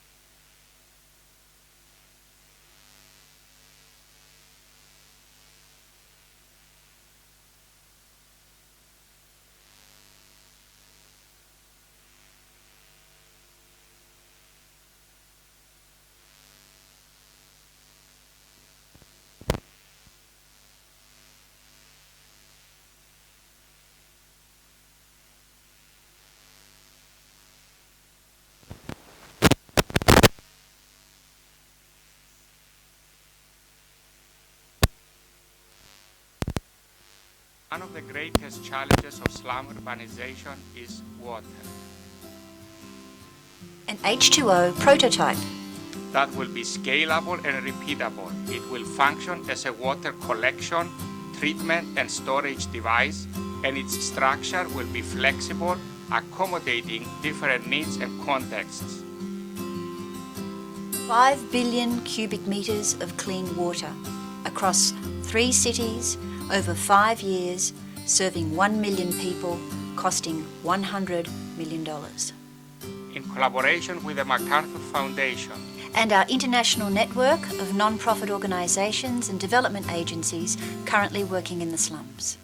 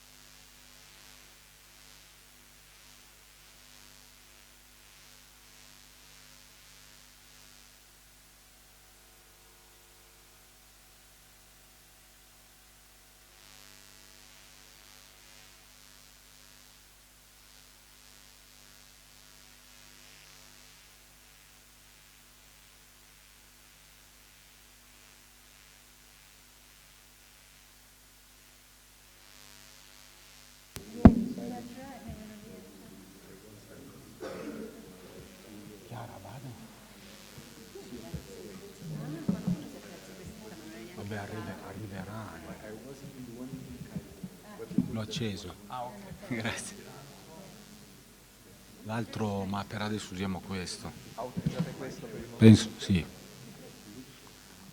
Dopo se c'è bisogno lo accendiamo.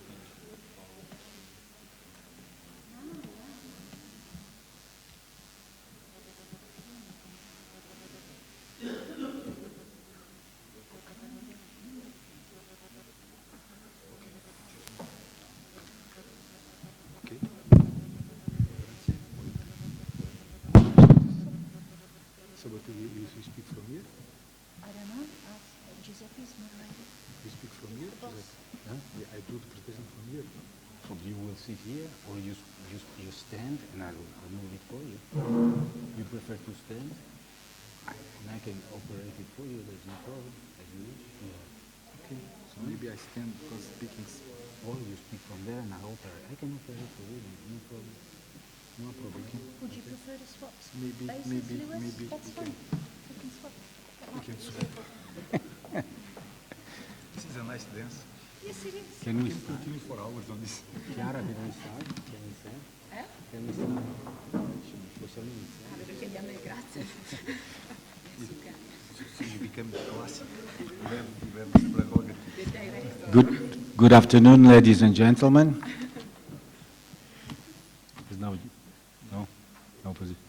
Good afternoon again, ladies and gentlemen. Let me introduce myself. My name is Giuseppe Arduino. I work in the division of water sciences in the science sector in UNESCO. You already met Blanca, who is the director of the division of water sciences. My task is also to coordinate the part of the water family, so the water centers and the water chairs. And I am also moderator of this session, so the first working meeting, which title is Increased Cooperation Among Similarly Themed and or Regional Water Chairs and Water Centers and Information Sharing Platform.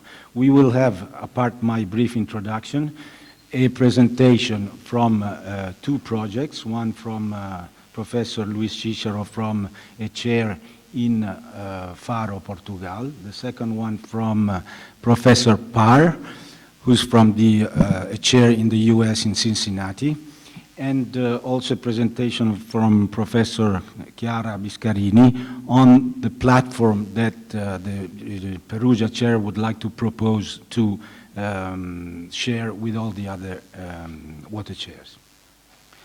So I will start with my brief presentation and the aims of this meeting.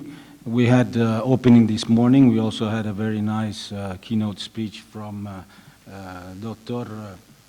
Bonora on the concept of new humanism. Now we're starting with the meeting itself of the water chairs, which aims are to discuss and identify contribution to the chairs to the UN 2030 Agenda for Sustainable Development. As you know, UNESCO, as part of the UN agencies, are subjected to implement the new agenda, which will last for the next 15 years, which is replacing the Millennium Development Goals, which came to an end in 2015.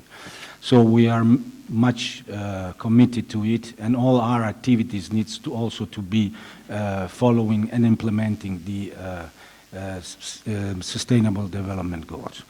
Second aim was to identify how chairs can increase their contribution to the implementation of IHP, so the International Hydrological Program, being chairs part of the IHP, for this biennium 2016-2017, and also for the entire 8th phase of IHP, which was already presented this morning by Blanca. And also the third aim would be to define mechanism to increase cooperation between regionally similar theme chairs and initiating the establishment of an information sharing system among all water chairs. And also, as you know, to discuss, that will be on Wednesday next on a round table on new humanism for the 21st century. So you heard about the UNESCO water family. Blanca explained thoroughly this morning. And UNESCO water family promotes international scientific cooperation in water research, in integrated water resource management, preservation of planet's water resources, and for universal access to water services worldwide, education and capacity building, and also culture and disaster, among others. So as you know, we have 42 chairs, 2 very new, one from Kazakhstan and the other one from the UK, which we don't have contact yet, but they will be, as Blanca explained, when an application is sent to UNESCO for a chair, it's sent to the Department of Higher Education. It belongs to science, comes to the science sector, and it belongs to water, comes to the Division of Water Sciences. So we don't have a real direct contact in the process. So while it's different for the Category 2 centers, we have currently 36. And also in the family, we have one Category 1 center, which is the UNESCO IHE in Institute of Water Education in the Netherlands. And also the WAP, the World Water Assessment Program. We had the coordinator this morning and in the opening. What I would like to add is that in the science sector, there are 3 divisions. One is the Division of Water Sciences, which is headed by Blanca. Then we have 2 other divisions. One is the Ecology and Earth Sciences, and the third one is Policy and Capacity Building. In total, the science sector has 202 chairs. So water has 42, but the total of the science sector, to who we belong, are 202. And I also would like to inform you that the science sector is organizing the first meeting ever of the science sector chairs that will be held next July in Geneva. So we will have a lot of participation from all the division chairs in the science sector, and you will be invited to participate. It should be from 5 to 7 July next year, but you will receive further and more detailed communication. So why the contribution to the UN 2030 agenda and the SDG? If you know, this agenda comprises 17 goals, and it's much more detailed than the Millennium Development Goals, which were very diluted in all the actions. Those are very well defined 17 goals, number 6 of which is, I don't have a pointer, but this one here, is on water and sanitation, which is at the core of the Sustainable Development Goal for fresh water. So the title of this Goal 6 is Ensuring Availability and Sustainable Management of Water and Sanitation for All. I would like just very briefly to go through, because every target, so every goals, so 17 goals, are composed by a certain number of targets. In total, there are over 169. Water has 8 targets, 6.1 to 6.6 plus 6A and 6B, but not only, but it's more complicated than that, because every single target has between 1 and 2 indicators, which in fact are what a country should measure in the field. So very briefly, we have 6.1 and 6.2, which reflects the what WHO and UNICEF are doing in the joint monitoring program on water sanitation, so access to clean water. 6.3 is a new one, is on reducing pollution, so eliminating dumping and minimizing release of hazardous chemicals and materials, so water wastewater. 6.4 is water use efficiencies across all sectors, to ensure sustainable withdrawal and supply of fresh water to address water scarcity.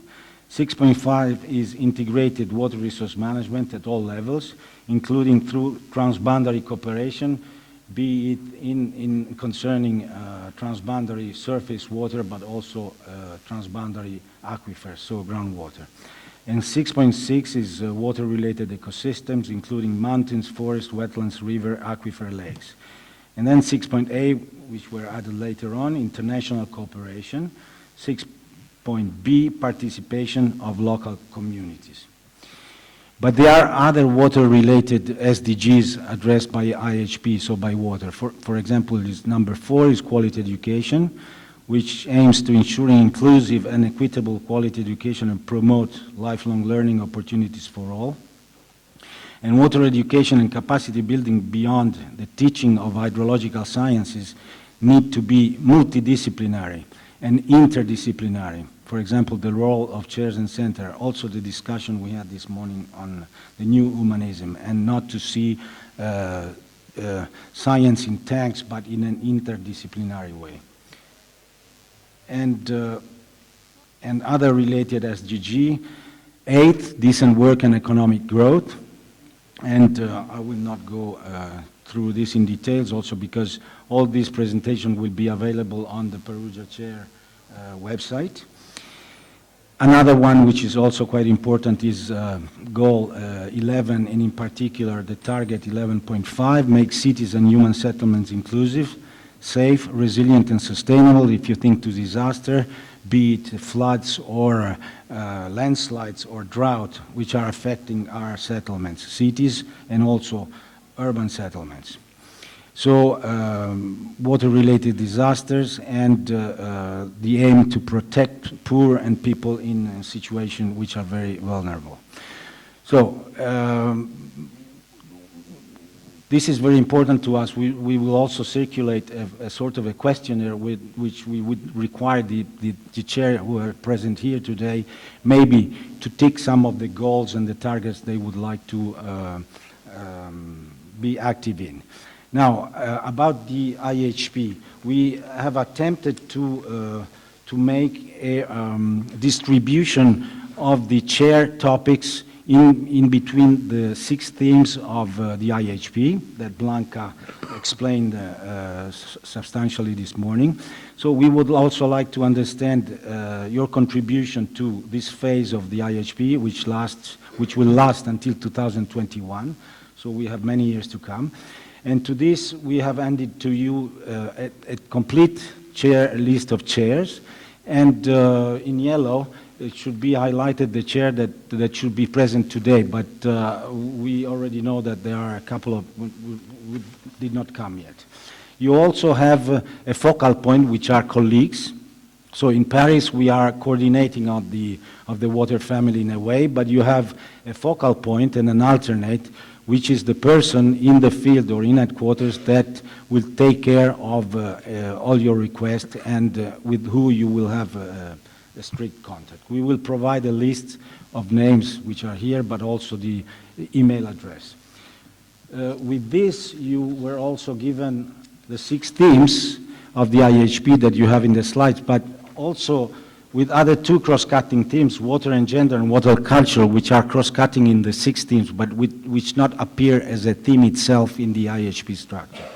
So, sorry again, but I will pass over to you also a list with the name of the chairs and with the themes. We would like also to have a confirmation that the subdivision of chairs to a theme is the correct one, but by doing so, if you can tick where your chair can contribute more to the IHP team will really help us. And with this, okay, this is to explain and to have a map after that you will give us your input will be better done.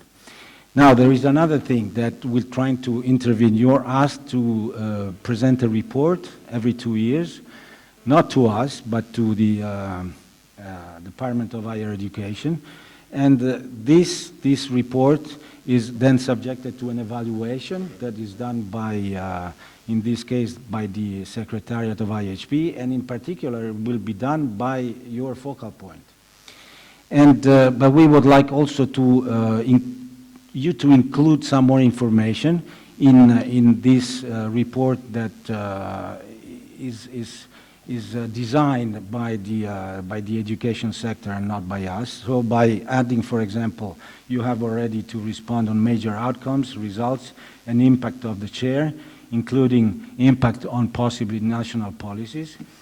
But we would like to know, for example, if the number of people you trained in a sex disaggregated data, for example, how many people, how many women were trained or how many men were trained, and by countries, which are also very important for us to report on. The other one is on partnership and exchanges with other institutions and UNESCO chairs, which are crucial, because also during the proposal, when you provide a proposal to become a UNESCO chair, you also have to indicate partnership with other entities, not forcefully within the UNESCO family, but other, and to see how you evolve in your endeavor with these partners. And then, of course, how your chair is contributing to the IHP teams and objectives, and also future developments and eventual difficulties. And then, last but not least, human and financial resources of your chair should also be addressed clearly. We have chairs which are in very difficult situation, be it for financial situation or because of an unrest situation in their country. There are many countries in war at the moment, and many chairs which are in countries which are at war, which cannot operate. So this is also important for us to know. And with this, I would like to thank you for your attention, and I will also, one by one, we can discuss, because you're not many here. I think we have 15 chairs, minus 2, 13.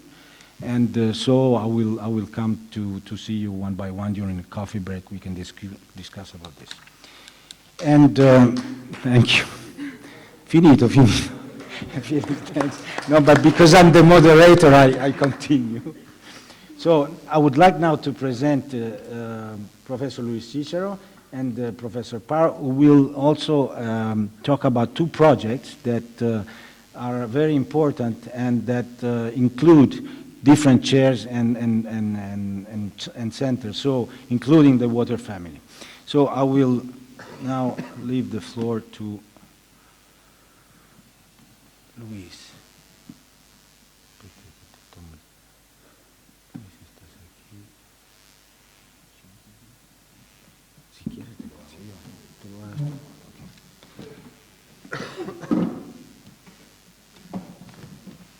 Good afternoon, everybody.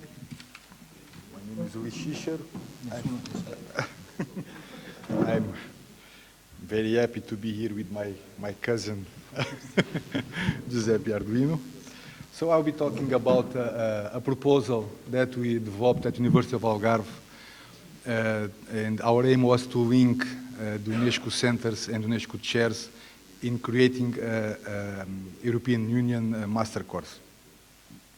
So this idea came from a previous master course that we had in the Algarve. It was a master course in eco-hydrology, and it ran from 2010 until 2016, so we are in the final year now in the project. And it was a project that involved, I think it is from here. It was a project that involved many universities from Algarve, Łódź in Poland, and also the center, Ecology Center in Poland, and University in Kiel, and then we had other associated partners. So it was a project that is funded by European Union, so the students got some scholarships, all fees were covered, and so this is the track that we have here. So students start by University of Algarve in Poland. They move to a summer course in Brazil. Then they moved back to Europe, to Poland or to Germany, and then they choose whatever university they want to do the master thesis.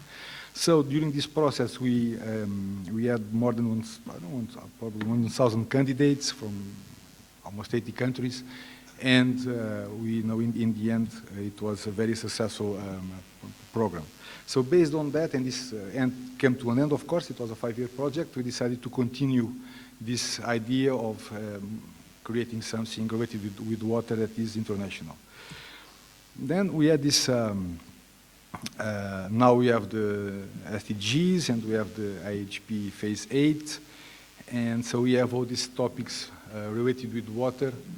And so the idea was to create something, because we realized during the project that the students that want to apply to the master were students with very different backgrounds. So we had people from engineering, from biology, from ecology, from social sciences. So we started to understand that, of course, and to realize that water really can bring all these topics together. So the idea was to create something that able to glue these people and this interest. So we have all these topics around these SDGs and IHP goals now, and so the idea was to bring them together in creating a master course.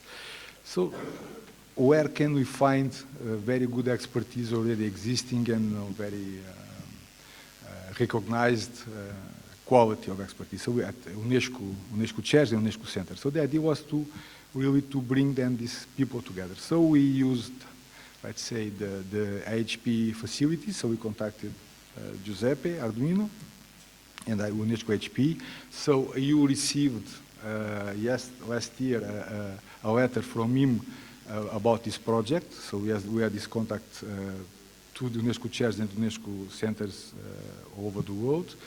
We also contacted other partner universities and other private sectors and other partners, and we got the feedback, and based on this feedback, we created a consortium that includes full partners and associated partners.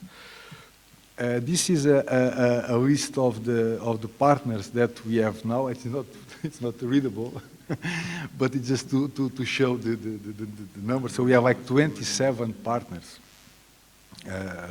from UNESCO centers and UNESCO chairs. I can't tell, but it was 20-something. So you can see that we covered all the regions here. So we have people from all the regions, and many of you are in this proposal already. You are here, you are there. So for this master course structure, the idea was to have a course that is based in Łódź University, in Lübeck University, in Algarve. So we are the full partners, members. And this will be a course that will be organized with very few mandatory courses. Basically, we will have optional courses. So students may choose their own path, and these optional courses will be provided by UNESCO chairs, UNESCO centers. Could be online, could be physically present when possible, but this will be, so the idea is that we have such a multitude of topics that students can really choose whatever. So diplomacy or ecology or governance or management or sanitation, so they can choose and have the best people giving them the information. So this is let's say the structure of the course in terms of the thematic areas and of the semester. So it's a 4-semester course. And we have the participation of the chairs and centers in short courses, guest lectures that sometimes we even do it online, like video conferencing, co-supervision of practical work on the thesis. So we arrange a way of not need to travel across the Atlantic or another oceans to be together, but we can do it even online.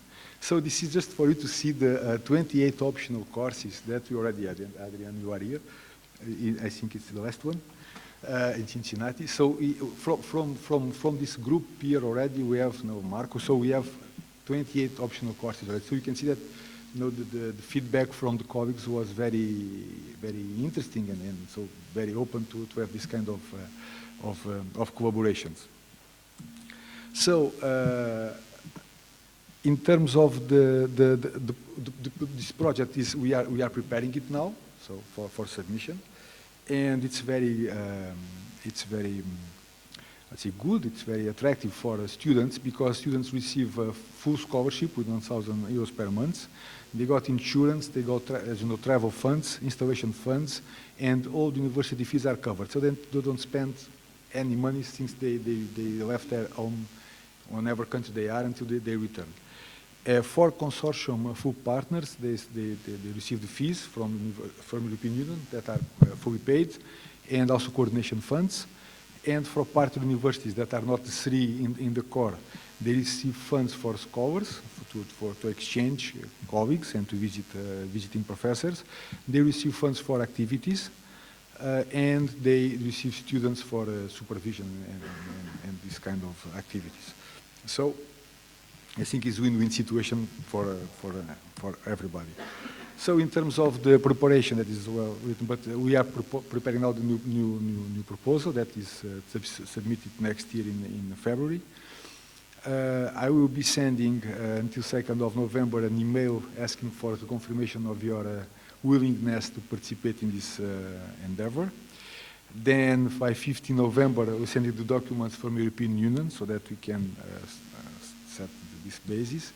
Until 15 December, I asked the reception of inputs from you, from partners. So we have already a draft document, so you can work on it, and also the reception of the commitment letters. Then by 10 January, circulation of the first version of the document, which is not the first, but is like an improved first one. Then reception of comments, then circulation of a second version, and by 20 of February to have it finalized.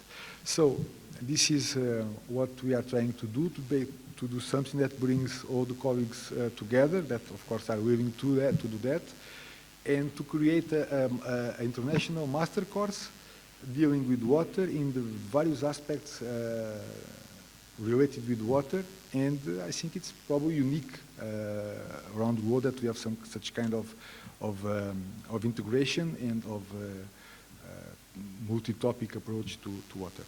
And that's it. Thank you very much for your attention. Okay.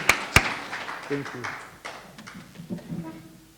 Thank you, Luis. I think we can finish with the presentation, and then we can have maybe some question and remarks session.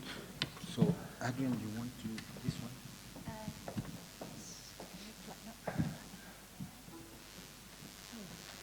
one? I'm a Mac user. Those of us working in the design fields all tend to have Macs, which makes things a little tricky because it's often incompatible with another system. All right, so I'm going to be presenting today and tomorrow. So tomorrow I'll present more on my research. What I wanted to share with you today was a proposal that we've recently submitted to the MacArthur Foundation for a $100 million US grant. And if we're successful with that, that would be amazing. And I want to thank Giuseppe for his hard work in being involved in that as well, bringing UNESCO on board with that grant proposal. Come what may, even if the grant is not successful, we've now done all the hard work, bringing the partners together, which provides us with the structure of a grant. Anyone who's written grants knows that an incredible amount of work goes into writing this kind of document for a grant of that scale. And we'll be using it to approach the Gates Foundation and other organisations like that. So what I'm going to share with you today is basically the thinking behind the grant and the actual project itself. So I'm a UNESCO Water Chair of Water Access and Sustainability. I'm also the director of the Taft Research Centre, which is a humanities research centre, an interdisciplinary research centre at the University of Cincinnati, and full professor of political science and architectural theory. I'm a bit of an anomaly in the university. I am one of those transdisciplinary scholars. Some of them call me sort of intellectually nomadic. I'm fine with that title. I move between the disciplines, and I've always done that, and I enjoy doing that. I'm also a distinguished fellow at the Global Centre for Advanced Studies, so a variety of different appointments tapping into sort of different interests. And I work very closely with my co-chair, Professor Dion Dionysus, who's a chemical engineer. Some of you might know him from the IHP. He's also at the University of Cincinnati, and he does a lot of work on water purification.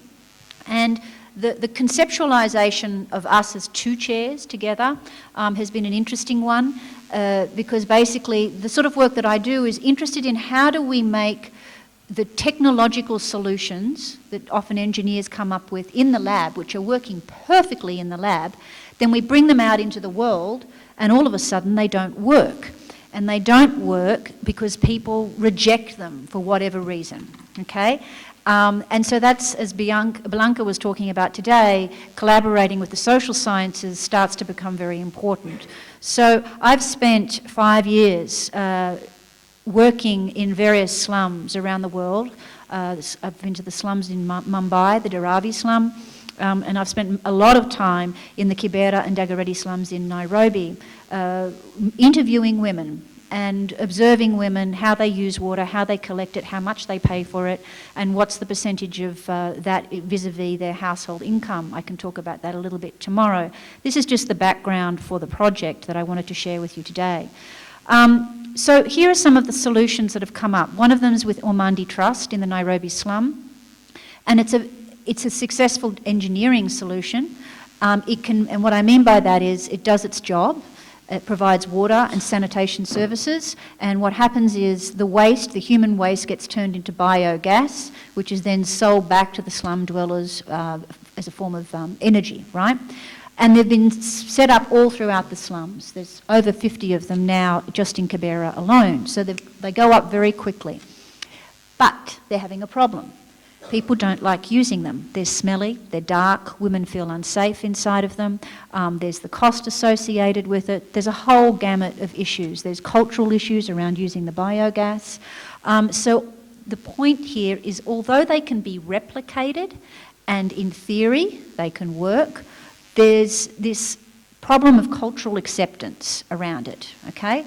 So then you have other kinds of designs which I would call culturally appropriate designs, like Kunkui Design Initiative. They've been building water and sanitation facilities also in the slums. However, it's a much slower process, more sustainable. People have involvement in the building and design of these, but it could take a year to build one of these, and it's only a few toilets. So they're beautifully designed, the community loves them, they work really well, but you can't replicate them quickly enough to keep up with slum growth and the number of people living there.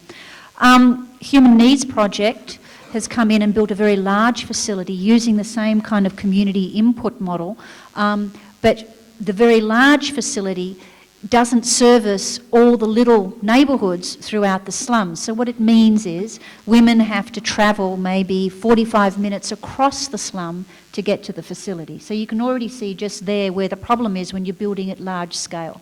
So my research has found that we need to come up with a solution that's replicable, can be repeated, like the Ormandi Trust, but one that's flexible to account for cultural differences, and one that's scalable, so that it's small and it can be plugged in to because slums are made up like little rural villages, right?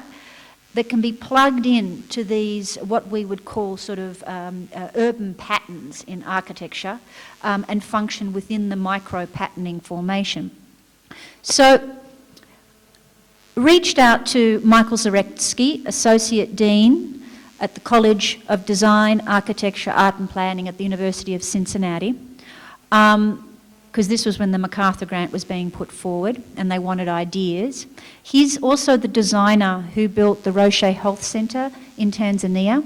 It's an off-the-grid medical centre, and they're now building doctors' housing as well. Off-the-grid, meaning it has its own energy through solar. It collects water off the roof. It's something that uses ISBB bricks, using local mud and just a tiny bit of cement, so not a lot of water use to build it. And the local community, the economy has been kind of stimulated as a result of this, because it uses all local labour and includes local training. So he's very attuned to these kinds of sustainable integrated solutions. And shared with him the idea that perhaps what we need to do is come up with a concept where we combine that kind of work, and also the work of like what Kui Design Initiative does, with the high technology of, say, the solar decathlon house. The University of Cincinnati was one of the few teams that made it to the mall a few years ago, where they had a display of future designs for off-the-grid housing. And the system that the University of Cincinnati came up with was this zero-energy house that collected and reused its water. And these tubes at the side are actually solar tubes that heat the water, and it can produce it to sort of almost boiling point, which is amazing if you think about in the slums, one of the best ways to get rid of the germs in the water is to bring it to boiling point for 3 minutes.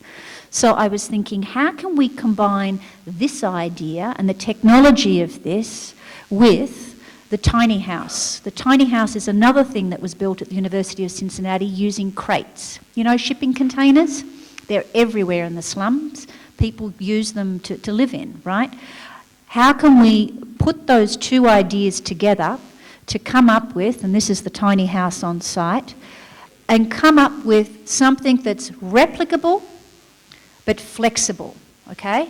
So that when it comes in, it's got all the infrastructure needed for clean energy and water, but the local community that's going to use it can retrofit it according to their needs and so on and so forth, right? So produce this model between two things. So it's replicable plus it's flexible, okay? So I'm going to share with you the idea of the housing H2O prototype that we've just developed. Oh.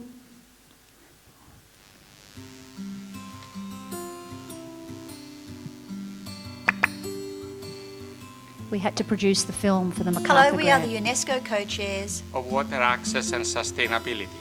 I am a professor of cultural criticism and environmental theory at the University of Cincinnati. I assess and evaluate socially inclusive and culturally appropriate solutions to water and sanitation in low-income countries. I am a professor of chemical and environmental engineering at the University of Cincinnati.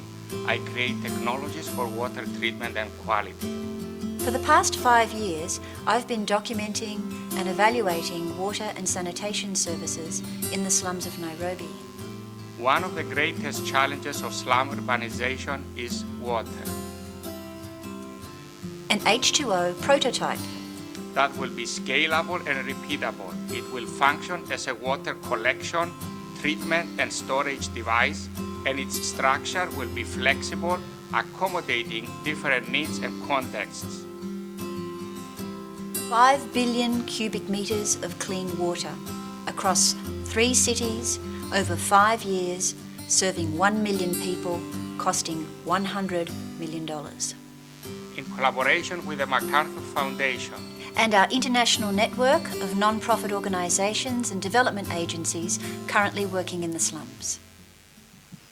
So thank you, UNESCO, for coming on board with that. And if anyone wants any more information about that, please feel free to either contact Michael Zaretsky, the Associate Dean at the University of Cincinnati, or Dion, or you can contact myself. Thanks very much for listening.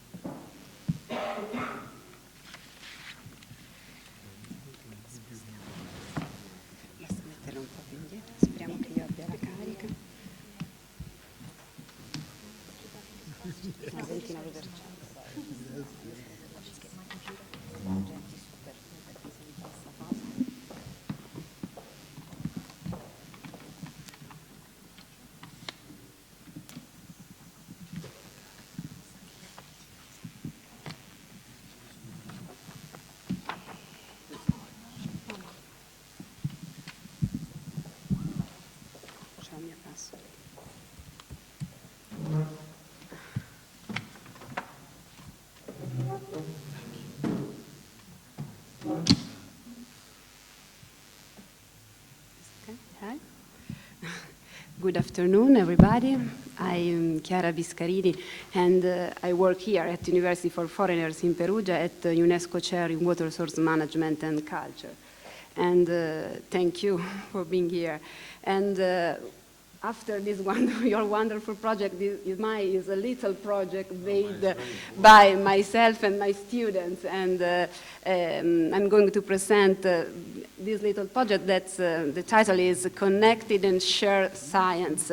And the case study is UNESCO Water Chairs case study. And here are my PhD student, Maria Giovanna Pagnotta, and also, where is and also Mirko, our web developer, and other students. And the first object was to understand how the scientific information spread out in the scientific community and the transformation of information to knowledge. And with the collaboration of a thematic platform that carried out projects that could not be done within a single research. And the second object, which is the core of the project, is exploring how communication can improve outcomes from science and society. It is well known that in order to ensure an exchange between scientific experts and governmental institutions and the general public, scientists must be able to communicate with the different audiences. And the main goals of our work is to improve and extend science communication. And this work is with students, not technical students, students of international communication. And I work with them. I'm an engineer, and I like to share my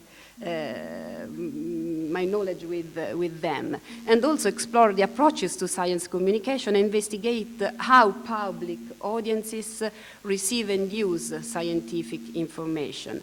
And also we try to assess the impact of the effectiveness community engagement on the relationship between scientists and general public. And also how can we translate into policy recommendation and concrete actions. And the basic assumption of this communication model is that there is a linear progression from public education to public understanding, and that is progression cultivate a public enthusiastic about science. And is important to note that science communication is about scientists and public, and connecting not scientists in two ways with the public and everyday life of the people. And I would like also to show in these slides the results obtained by my students of my two courses. One is Communication and Management of Natural Disaster, and GIS, Geographical Information Systems. And 2 years ago we had the World Lake Conference in Perugia, and we developed many movies about lakes, and there was an award, and the name was Lake Doc, like a wine doc, and this was the team of students. Then we tried to translate the scientific language in divulgative language also for children, like this work for understanding tsunami for children, and also the language of nature, like elephants in the case study of Sri Lanka, that they can hear and understand the arrival of tsunami before the human. And also we have Science TV, Science for TV, where we can publish our videos, and also some thesis, degree thesis. The first one is about the case studies of earthquake of L'Aquila, and the last one is about connecting and share science, the case studies of UNESCO Water Chair. And we investigate the type of communication of all the chairs. The websites, the outcomes, the projects, and they are very different, and also in type, in content, but also in communication to the public. And we try to understand what's the best way to construct our website. And this is our website, but we have also a section, the name is We Talk, and it's for the public. We try to translate the scientific results, our scientific paper, in divulgative information for the people, for the students, for everyday life.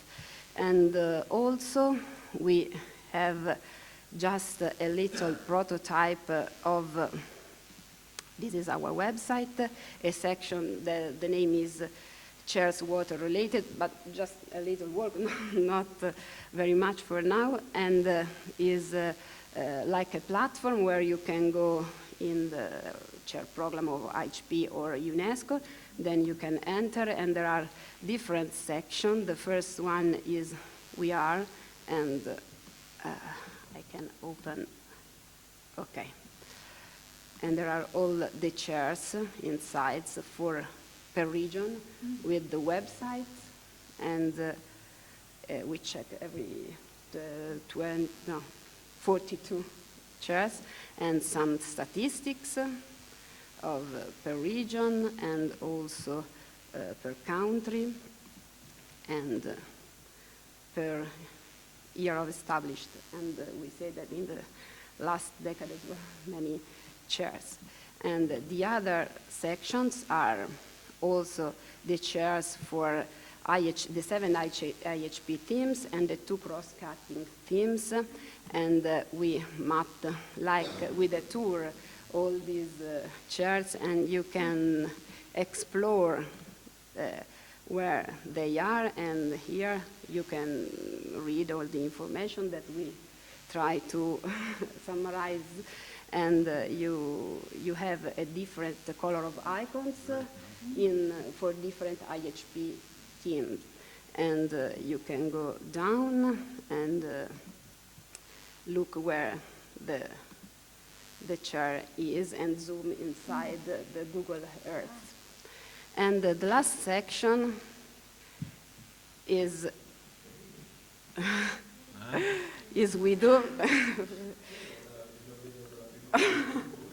The first time also for the professor. And the last section is what we can do together. And there is a password only for the chairs, and they can insert the projects in a sharing platform. You can select your chair, your region, and your country, then the title project, the principal investigator, and the research team, the others. We can add something or taking out is just a prototype. Mirko, yes? And some keywords, link, and the password. Then, for all the people can search in very simply way. Search. No, funziona. Okay. Search is for everybody, and only one field, we think, because it's very simple, and you can choose of different fields. Search for chairs, for author, for keywords, for country, for region, and then appear all the projects that we upload. And the last section,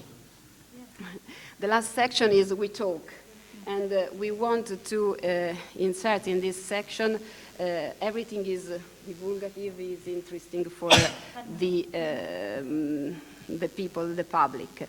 And for this reason, we are waiting, because the project is still going, Tuesday, 25, for an interview, just a short interview, 2 minutes. My students will be there, and then we insert all the short interviews inside our prototype platform. Thank you. Thank you.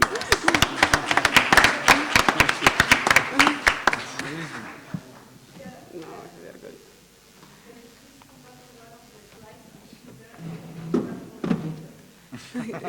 Non ho sentito. Tu vada indietro in una delle slides. Which one you want?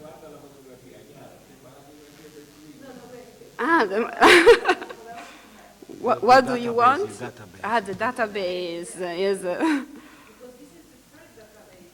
Yes, quello con la carta di Google. Okay. No, not this one, with Google Chrome. And then this one, we share.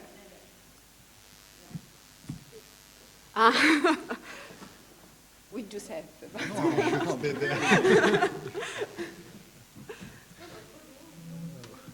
She wants you with the photo. I don't like a picture. Yes. Yeah. Maria Giovanna e Mirko.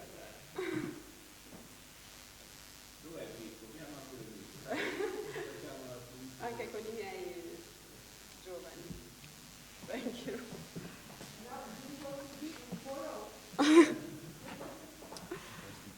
No,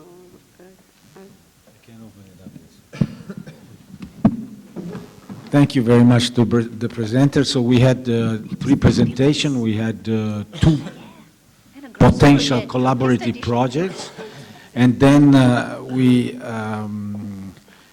have the platform, which I think is a fantastic idea, and it is really a great job, Chiara, and all your collaborators. Thank you so much, because when we started talking about that on Skype, I said, let me check with our administrative section of UNESCO, because no, I wanted to inform them, because we have a platform which is UNESCO that you are aware of, is completely out of date, is very difficult to use. So I think this is very, very simple and also very powerful. So I think that if the chair in Perugia would like to continue in this endeavor, is much more than welcome from UNESCO. And I talked to the people who are dealing with the UNESCO. They will link also to. So it's a great job. I think is the way that we can go forward to have shared communication, but also because with communication we improve and we highlight the way we can work together. And I think it's a great start from that. So I would like to ask if there are any questions, comments to the presentation. Yes.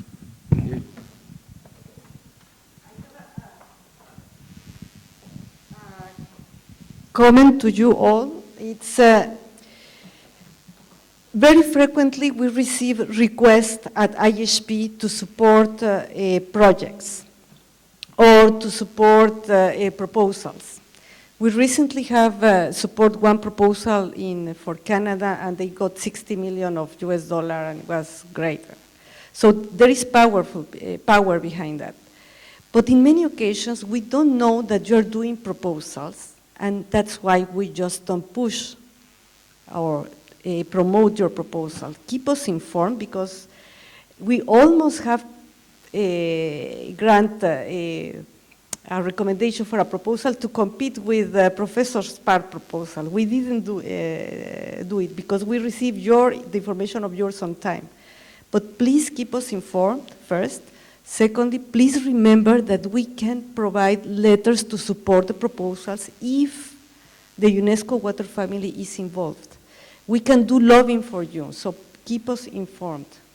And I think these two are very excellent examples that we can work together. And now with this wonderful tool, thank you very much, Chiara. It was really a very good surprise. We can do a lot of things together, and we are here to help you. We are here to push for your proposals, to promote, and believe that we are in touch with with the Gates Foundation. We are in touch with the EU, and we have persons that are doing lobbying, but we only need to know that you want to do something, okay? Thank you. Any other comments? Yes. My name is Mohammed Karamus. I'm representing Water Reuse Chair. For a number of us, we're just representing a chair. The chairs are not here, so we have to go back and pass some of the information from here to other people interested.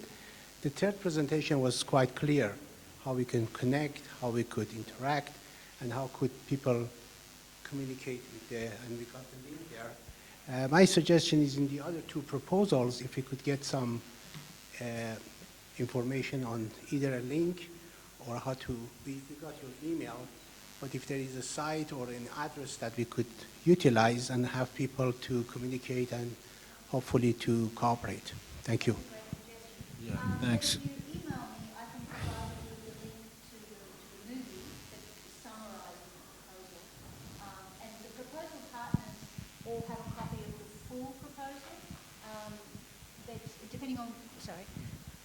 depending on where it goes, and then we'll have to go on to sort of other funding agencies, you know, I'm probably not at liberty to share the entire written proposal, but I'm certainly at liberty to be sharing the link and the concept, and for you to reach out and perhaps become part of the proposal as it moves forward. Yeah.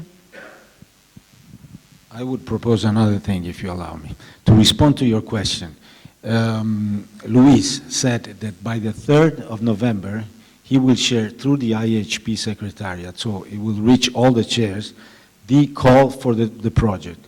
And by 15 to consolidate of November and be part of the proposal. So you will receive an email concerning the proposal on Go What. And we can do, I propose that we can do, if you wish, we can do the same thing with your project and spread it over by the IHP Secretariat email. Because we have all chairs and centers emails, and so in a row we touch base with everybody.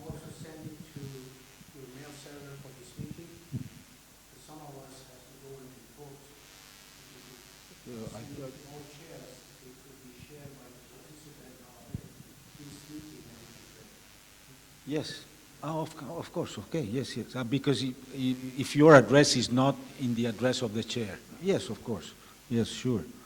Yeah. All the presentation will be shared also will be present in the web platform, also in the web chair, and also to remind you that we are live streamed. And this is all recorded, and it will be available also in the Perugia Chair website. You want? I have a comment for you need to use. Okay. If it's possible to in this area where we have the projects that we can insert the projects, that the people that are a part of the network receive an information that something was added. Because we are not going to, people are not visiting sites daily. And if you are adding something, if it's possible to have the list of the emails of the people that, and then to send it immediately, it happens, like a newsletter. Another project is uploaded, yeah. Yes, and because it could raise some contacts or people that be interested. It's possible? He always okay. say yes. Yes, exactly. So check so that people realize that something is added and can see if they is interested in joining. Okay? Because we can look for cooperative projects, not only for projects that are finished, but for instance for ideas of projects. So if I have an idea for a project and put there, and the people that could be interested in joining this idea could also participate. So maybe in this aspect. Okay? Thank you. We're going from no information, no technology to high technology and sharing in a very fast way. Other comments, questions? Yes.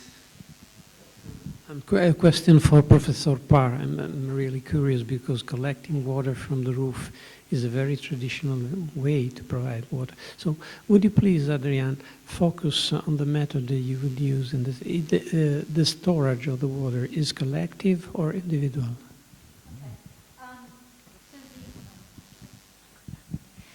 So the idea is to turn the structure of the dwelling, and that dwelling can become a home, it could become an office, it could be, you can tell I'm used to working with architects, so I use objects a lot.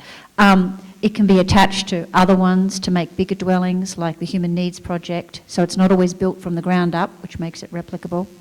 But the actual structure itself, to conceive of the structure of the dwelling as infrastructure. So at the moment, what we're doing is we can collect water off the roof, yes.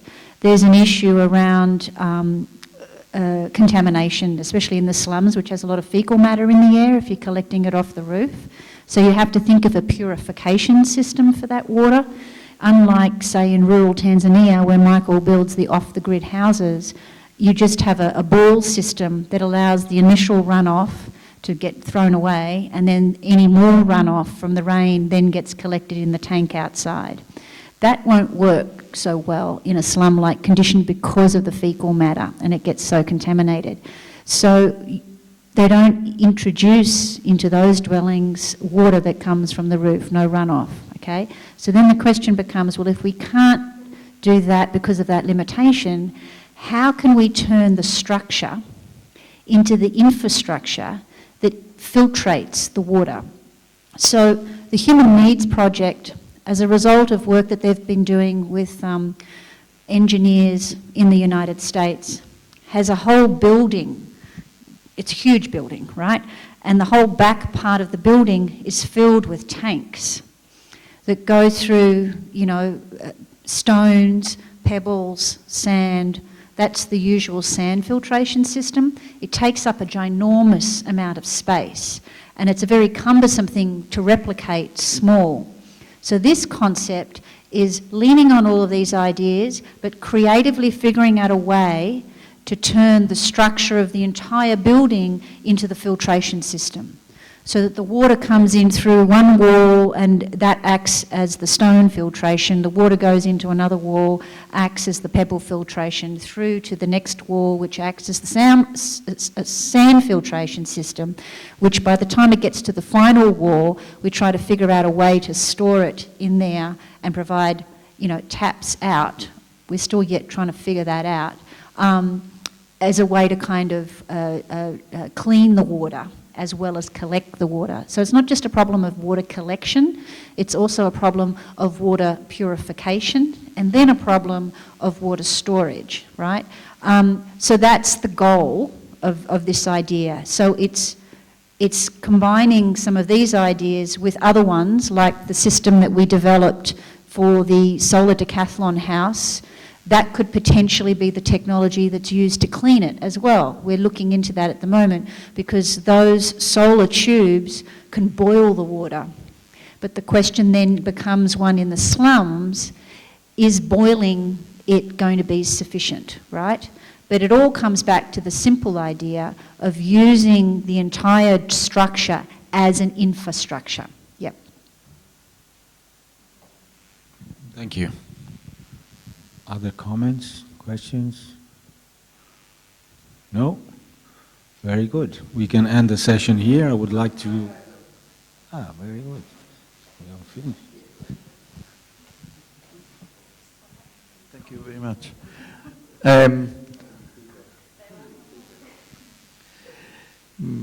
I think it's very interesting what you presented. Did you try to figure out a settlement of those houses? Settlement, you know, a settlement. Not only the house and how the infrastructure can play with it, but how to settle on the soil, in the territory, in a settlement space. Because I think the problem of the house is not only related to the house in itself, or to the infrastructure that arrives or that is included in the house, how they combine with each other. For what I know, but maybe I make a mistake,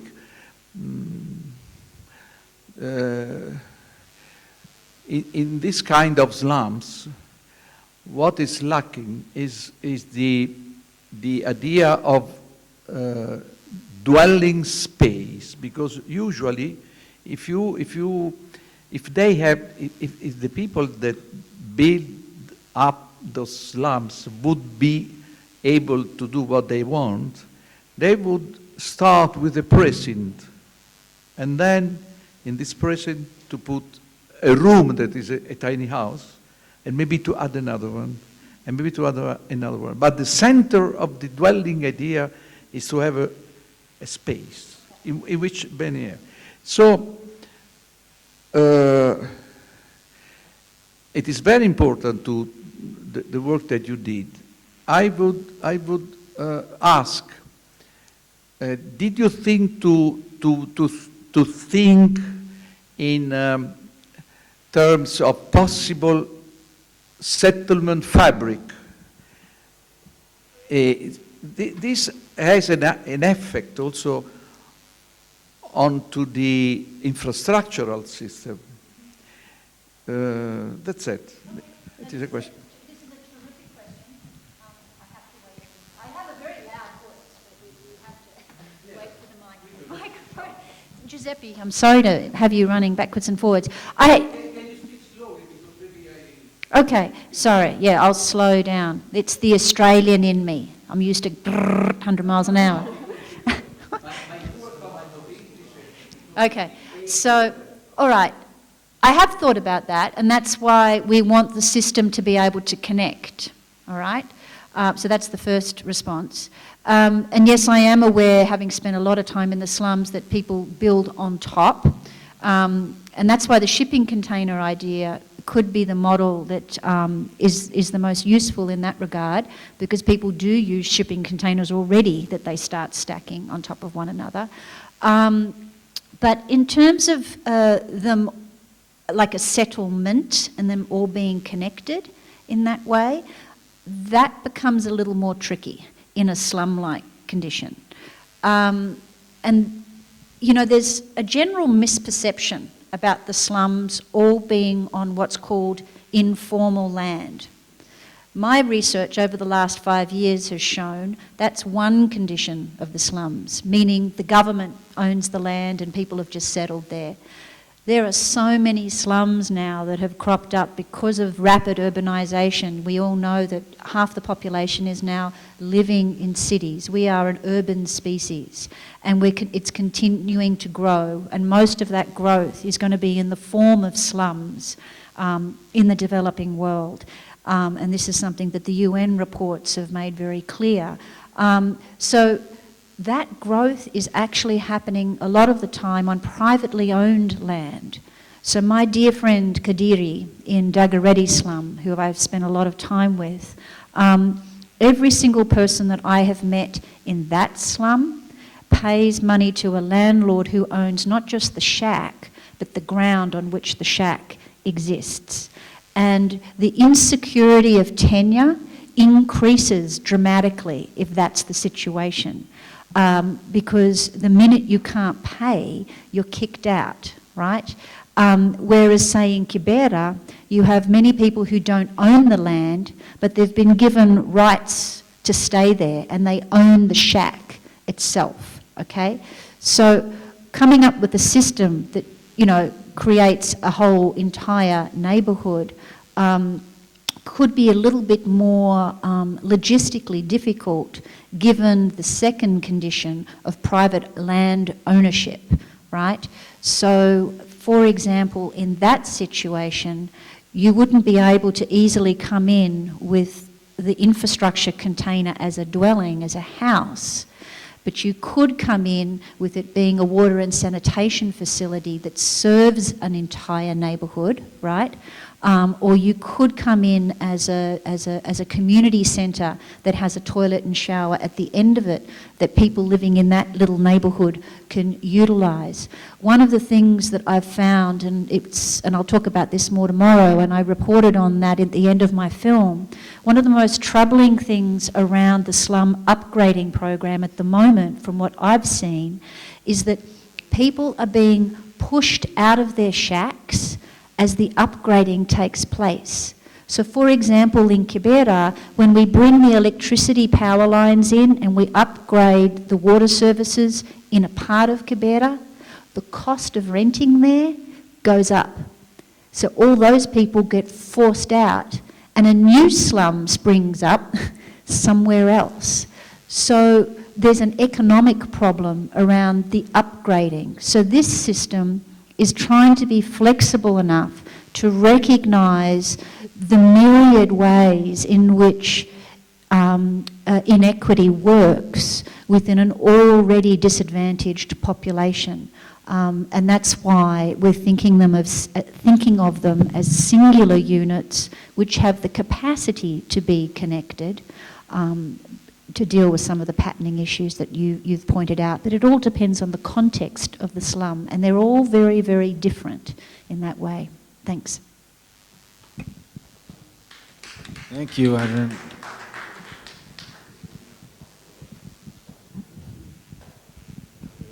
Hello, I'm Haris Koulikaris from InWeb, Aristotle University of Thessaloniki.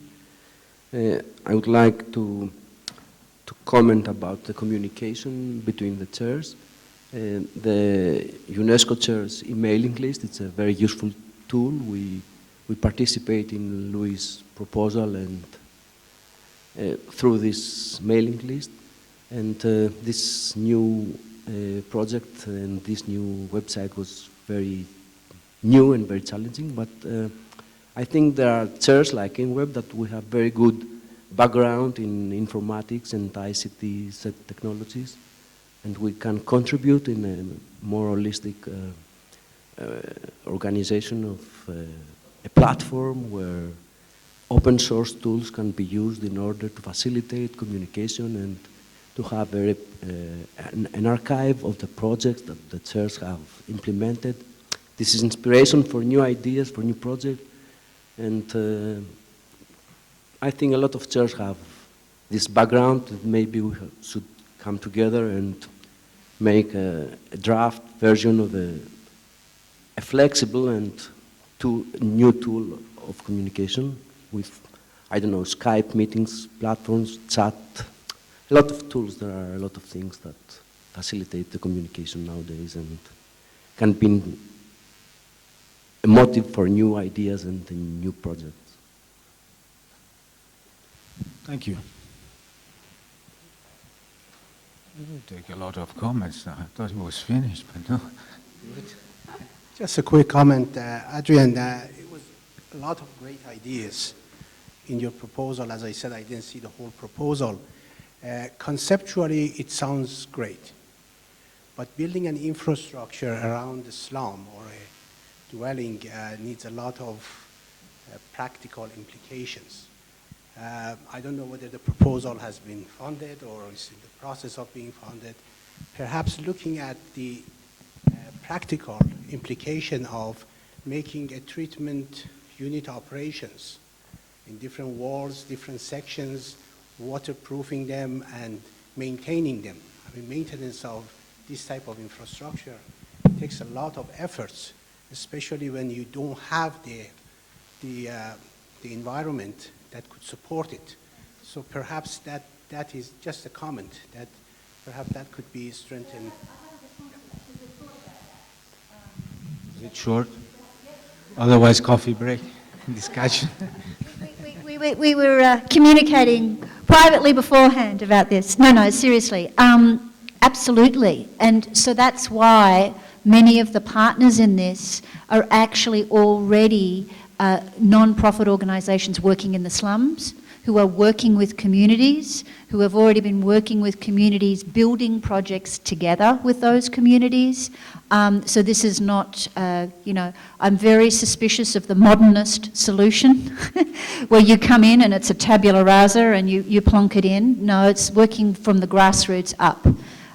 So it's very much the result of spending time with communities, looking at where their skills are, what their hierarchy of needs and concerns are, the organisations that are embedded within those communities, and how they work best with those communities, and on what basis there are success stories with them.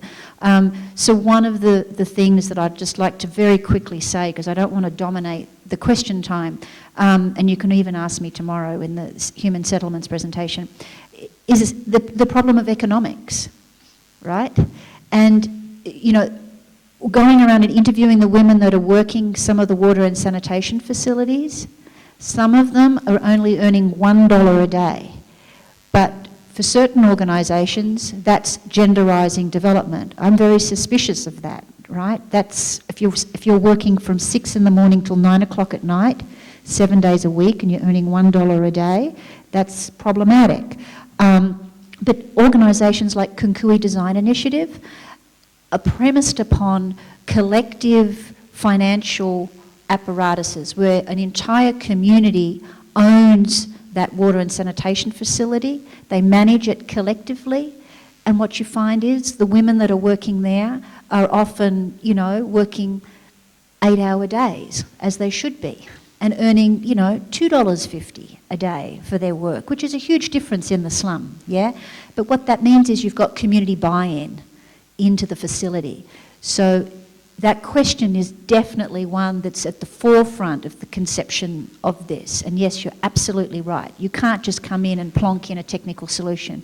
And the reasoning behind this project is to try to creatively start with the other side of the problem, what works for the community, and then from there try to develop this solution. Yeah. Thank you. One more question, and then we close. And then we continue discussing during the coffee break, if you agree. So we reconvene here. What time, Chiara? A che ora torniamo? 15 minuti. Quindi tra mezz'ora facciamo. So we reconvene here 4:30. Thank you.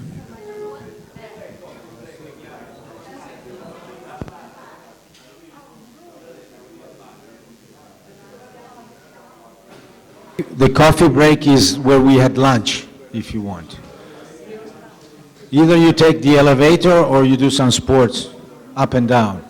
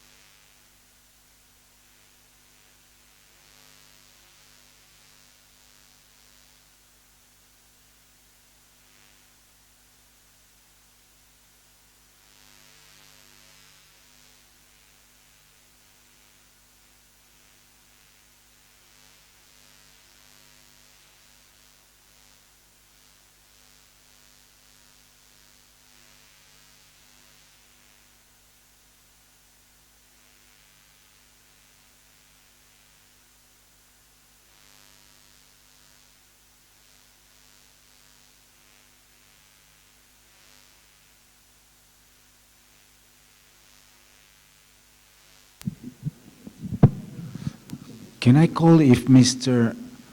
Asma Yunus is in the room? No.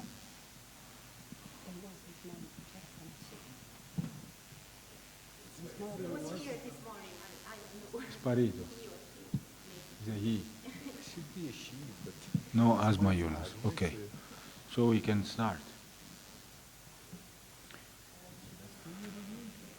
So we'll start with the scientific section S1, and we will have 3 presentations.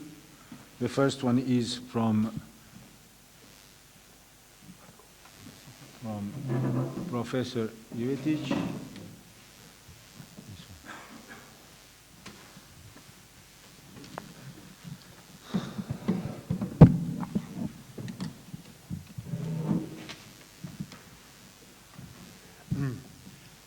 Good afternoon, dear colleagues and dear relatives of water family.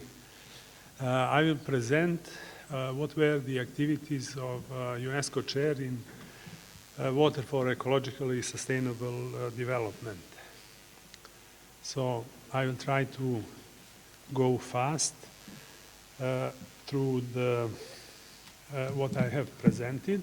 What I have prepared, and it is just to give some introduction and this tradition.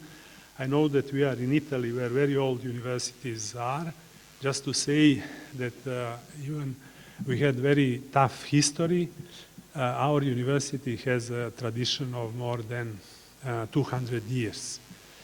I have split my presentation into 2 groups.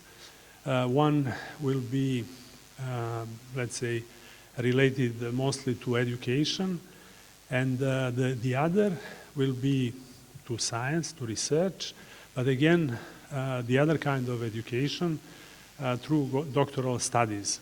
So it was directly related to the availability of funds in my country. So we have been established as a high school for public higher education in 1808, and engineering school some years, something like 40 years later. Grade school, which is, let's say, not university, but higher than it was earlier. And the University of Belgrade in something like 110 years ago.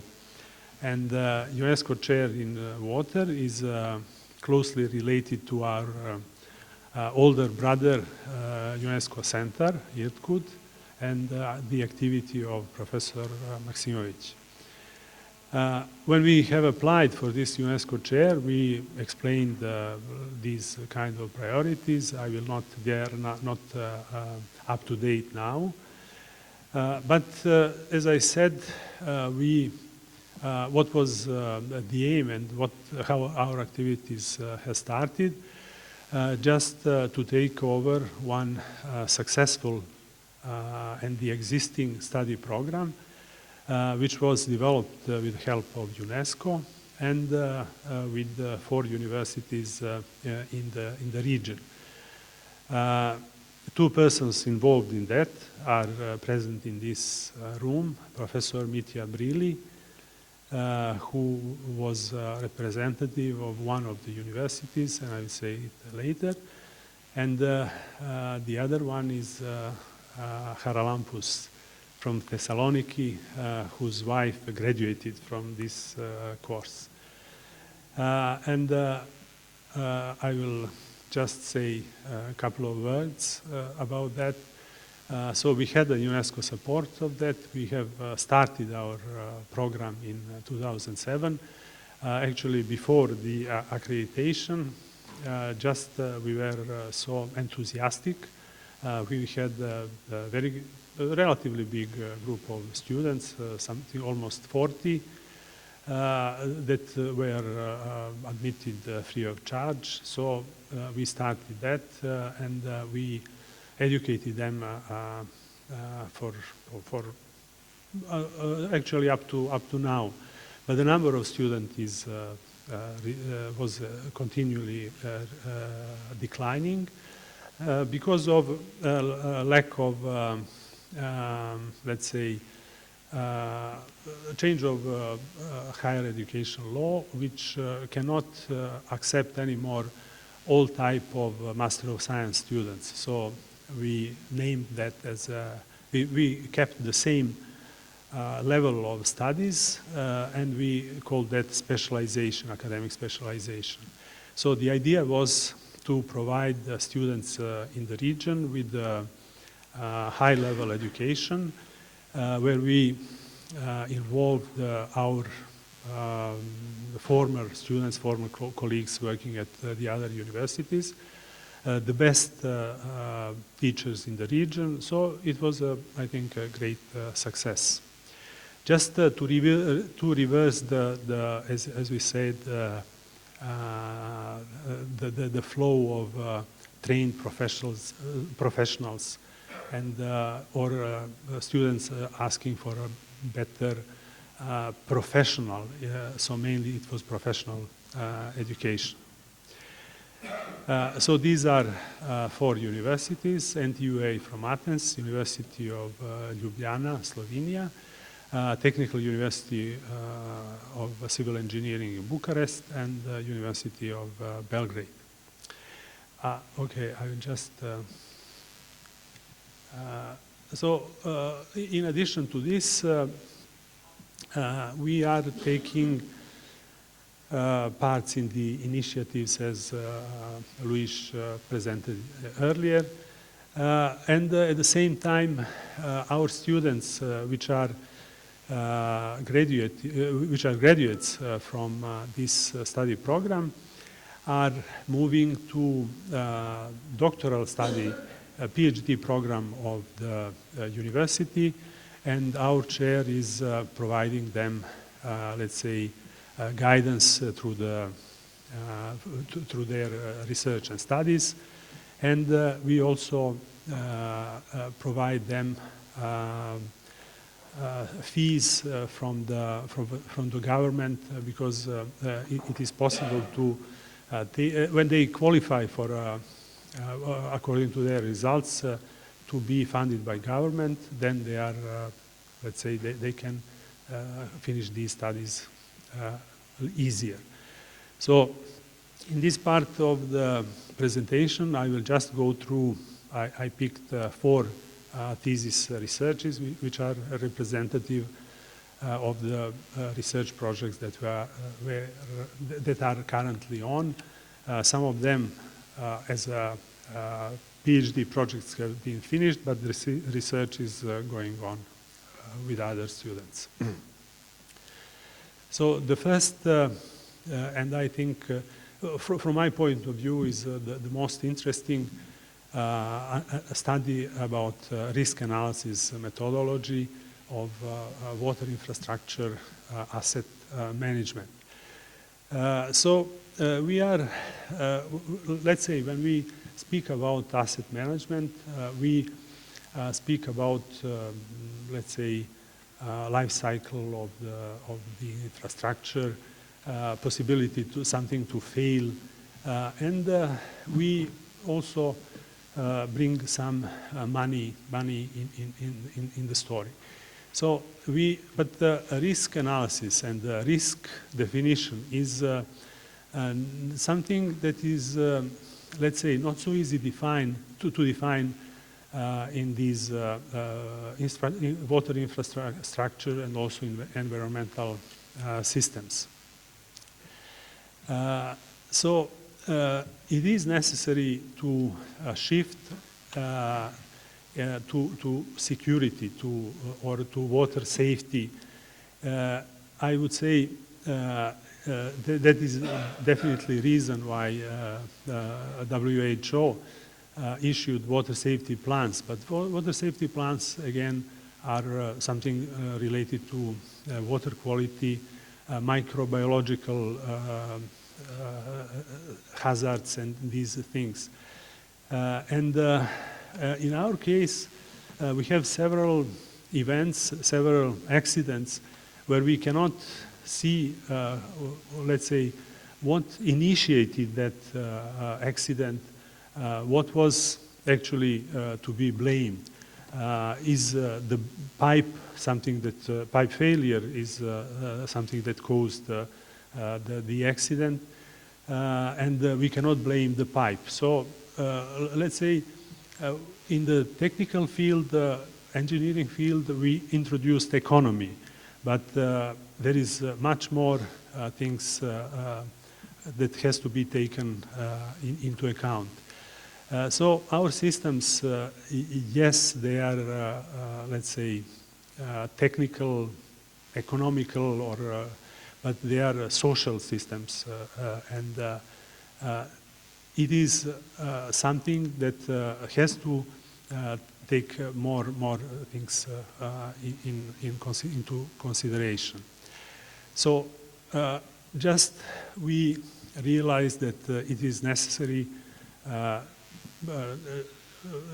just with the idea to study accident that we faced in the recent future, and we realized that it is necessary to go from this negative, which is let's say unwanted events, to system safety, or to have a positive attitude how something should be. So water systems, as I said, are very complex. They are adaptive. There is a hierarchy in them. They are resilient and things like that. And we have to say this is something different approach has to be applied. So the main test case was cyanobacteria bloom in a reservoir in Serbia, which came just out of nothing. So, and as a first reaction of the government, of the officials, was to indict and to detain director of public utility and also director of the municipal public health office, because they didn't their job properly. So, but nobody wanted to go through the process to see what has really happened. So cyanobacteria were discovered as cells, as filaments in the water in the distribution network. But we don't know if toxins existed, because our public health offices are not obliged to check for toxins.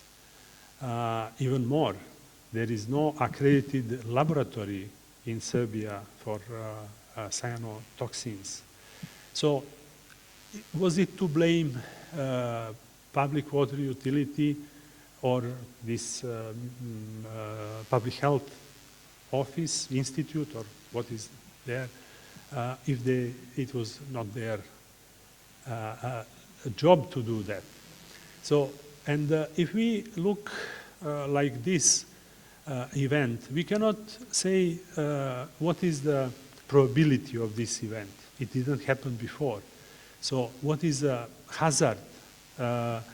We didn't have any direct casualty, but definitely system, there was a failure of the system.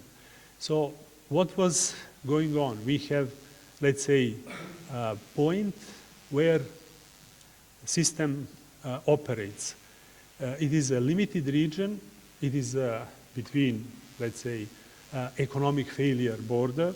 We will do, and we will not have enough money for that. There is too big, let's say, load workload on someone. So we have to move from this, let's say, line. And this is an accident border.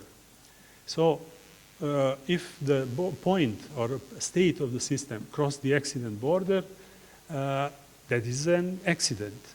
But how this will happen and how we will be aware of that. So we just to go out of this part, to be more efficient, to do more for less money, how to go further from this load, we are approaching accident border. And then we are moving to this point, and to keep the system safe, we have to apply some restrictions, some safety measures. So we will push the system from the accident border. And we will say, okay, this is something that is a line that we will, to have some margin for this. So, but when we look closer to this is accident border, this is a margin that we set. So how how system is behaving. So we are on the safe side.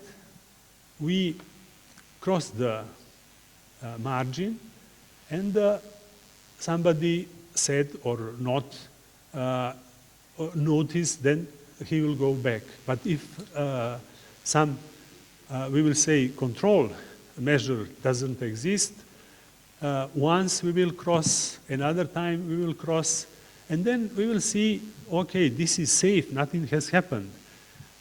So when the accident is initiated, here, or here, when this is a new margin, very close to the accident border, and we will just cross and we will have accident.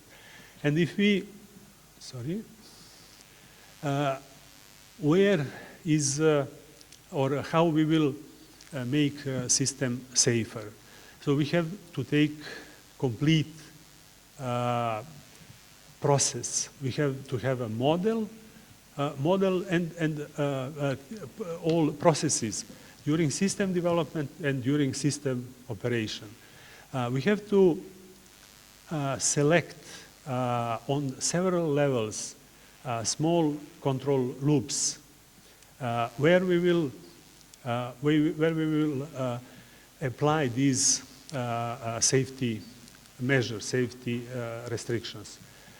On each level, we will have this very simple, we will have a process which is controlled, we will have a controller, and we will have control action on the process. We will check for the feedback.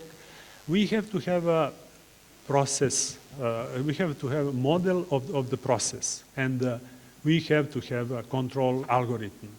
And if we check all the system during system development and system operation, we will identify which are the possibilities for failure of the system. So these are figures of photos from the cyanobacteria bloom, and system was out of service for almost 2 months. Some of the cyanotoxins are lethal for animals, but some of them are just, let's say, latent. They are causing some chronic diseases like primary cancer of liver and things like that, and that cannot be discovered very easily.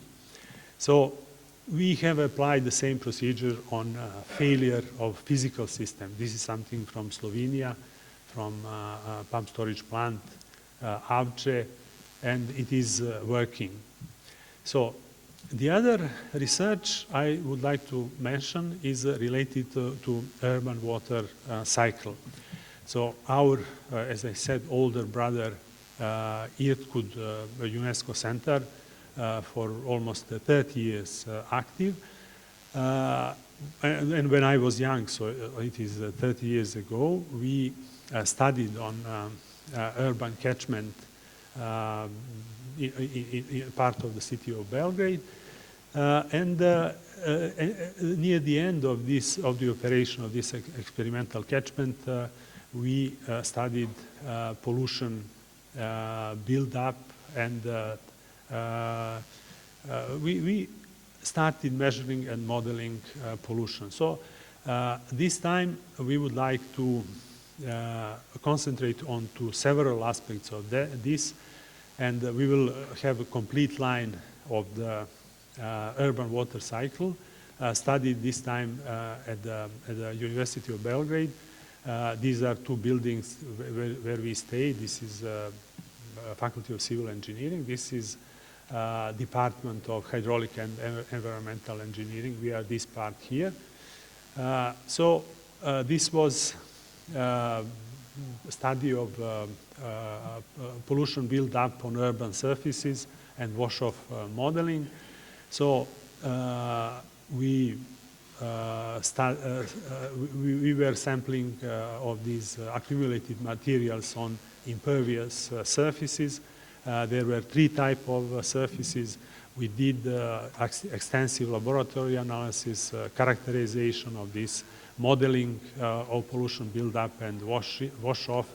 And that was really done very extensively. These are facilities to study pollution removal as a part of green infrastructure that will be, this is completed, but this part was not active during this research, and it will be like that. So this is a research which will continue for several years. So that was related to pollution build-up and wash-off, and this is how this hydrodynamic part, rainfall runoff simulation model. It is 1D, 1.5D. So let's say there will be a lot of interesting to be done here. These are experiments that has been done, and some very interesting results are had emerged. This is part of research which was done. So it is a kind of phytoremediation of polluted water, and this is a part of interdisciplinary studies that we, as a chair, is it too much? Okay. So as I said, when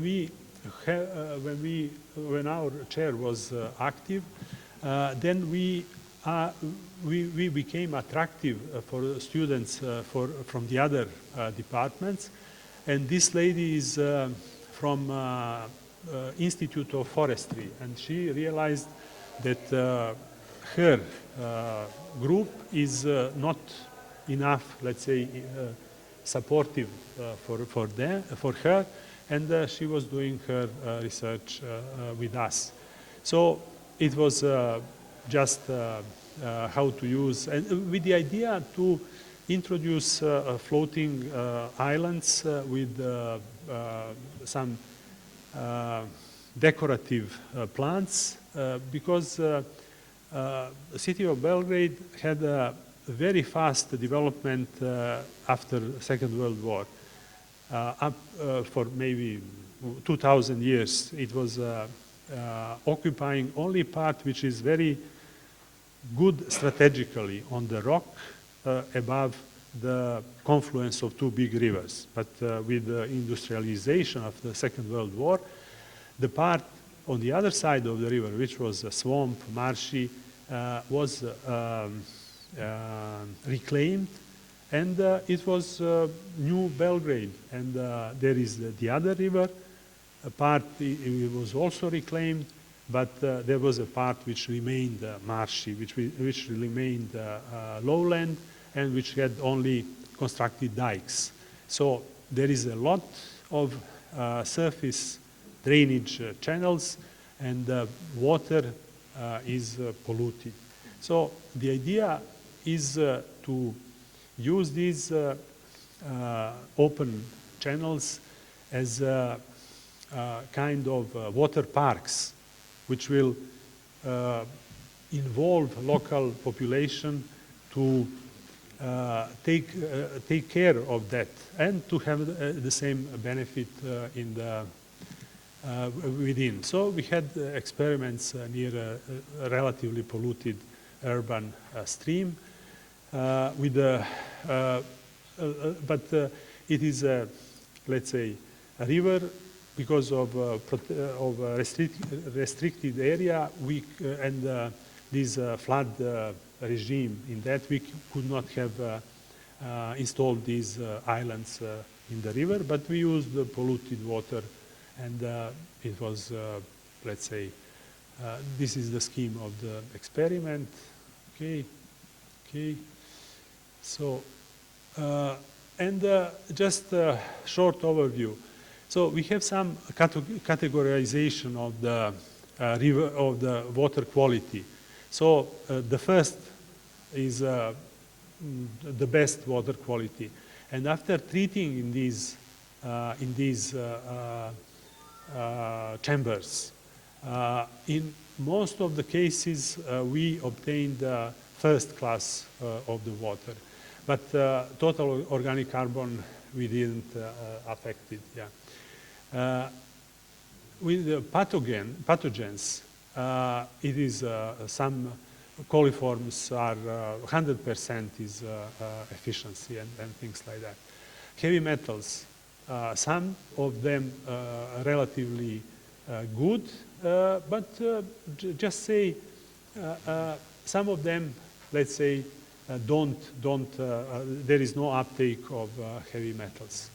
So again, something is in this above the ground, and some of the biomass is below ground. That is also interesting because if it is underground, that it will not enter a food chain. If it is above ground, it will very easily. And the final line of research, this is in the beginning phase, we just are trying to, let's say,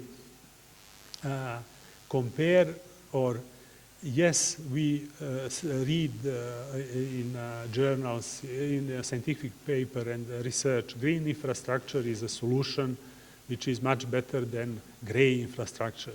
But when you, again, gray infrastructure have a limited lifespan, benefits which are declining. It is a very heavy burden on investment for a community. It requires regular maintenance and money all the time. And in theory, green infrastructure will gain benefit with time. But let's say it is research, but if we have to face consequences of devastating flood as we had, and we have to say, just forget these dikes, retentions, we will use green infrastructure. As an engineer, it's very difficult to sign that. And so we have to, it is a big challenge for research. We have excellent,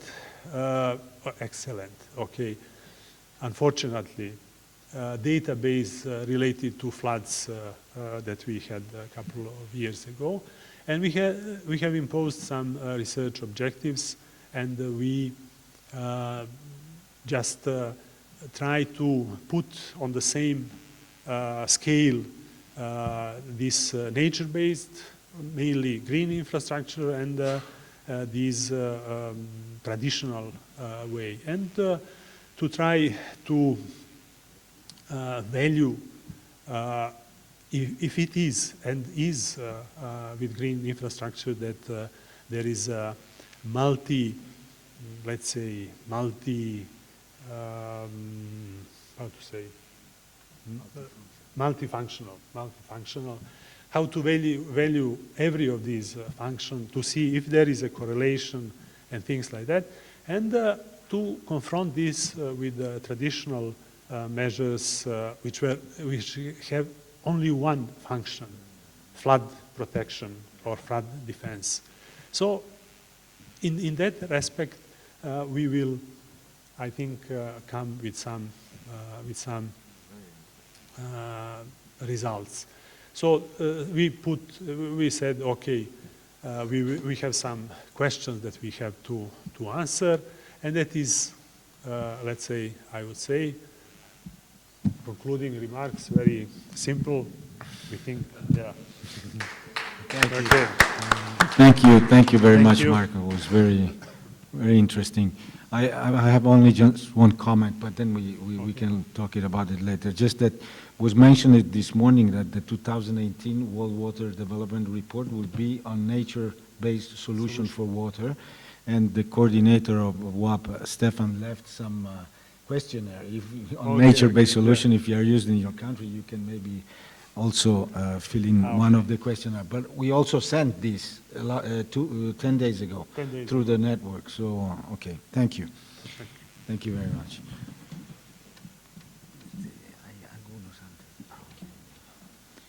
I would like to know if Mr. Asma Yunus is in the room.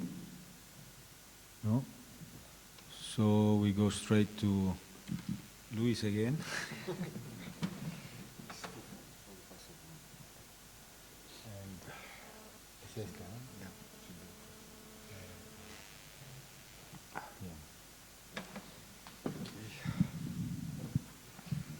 So, thank you again for your attention.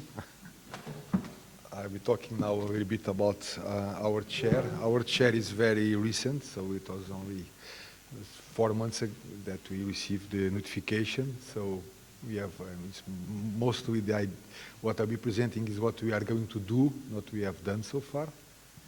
So far we did the proposal. Well, this should open.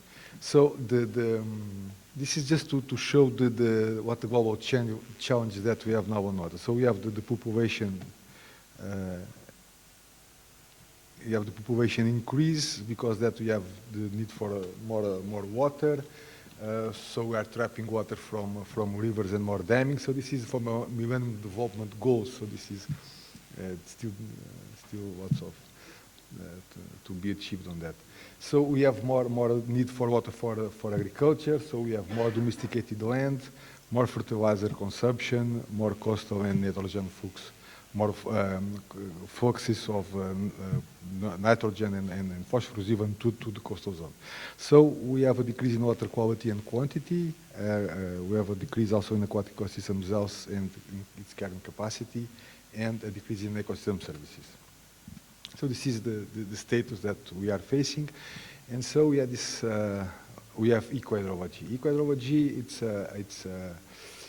it's set as one of the pillars of the IHP strategic program now.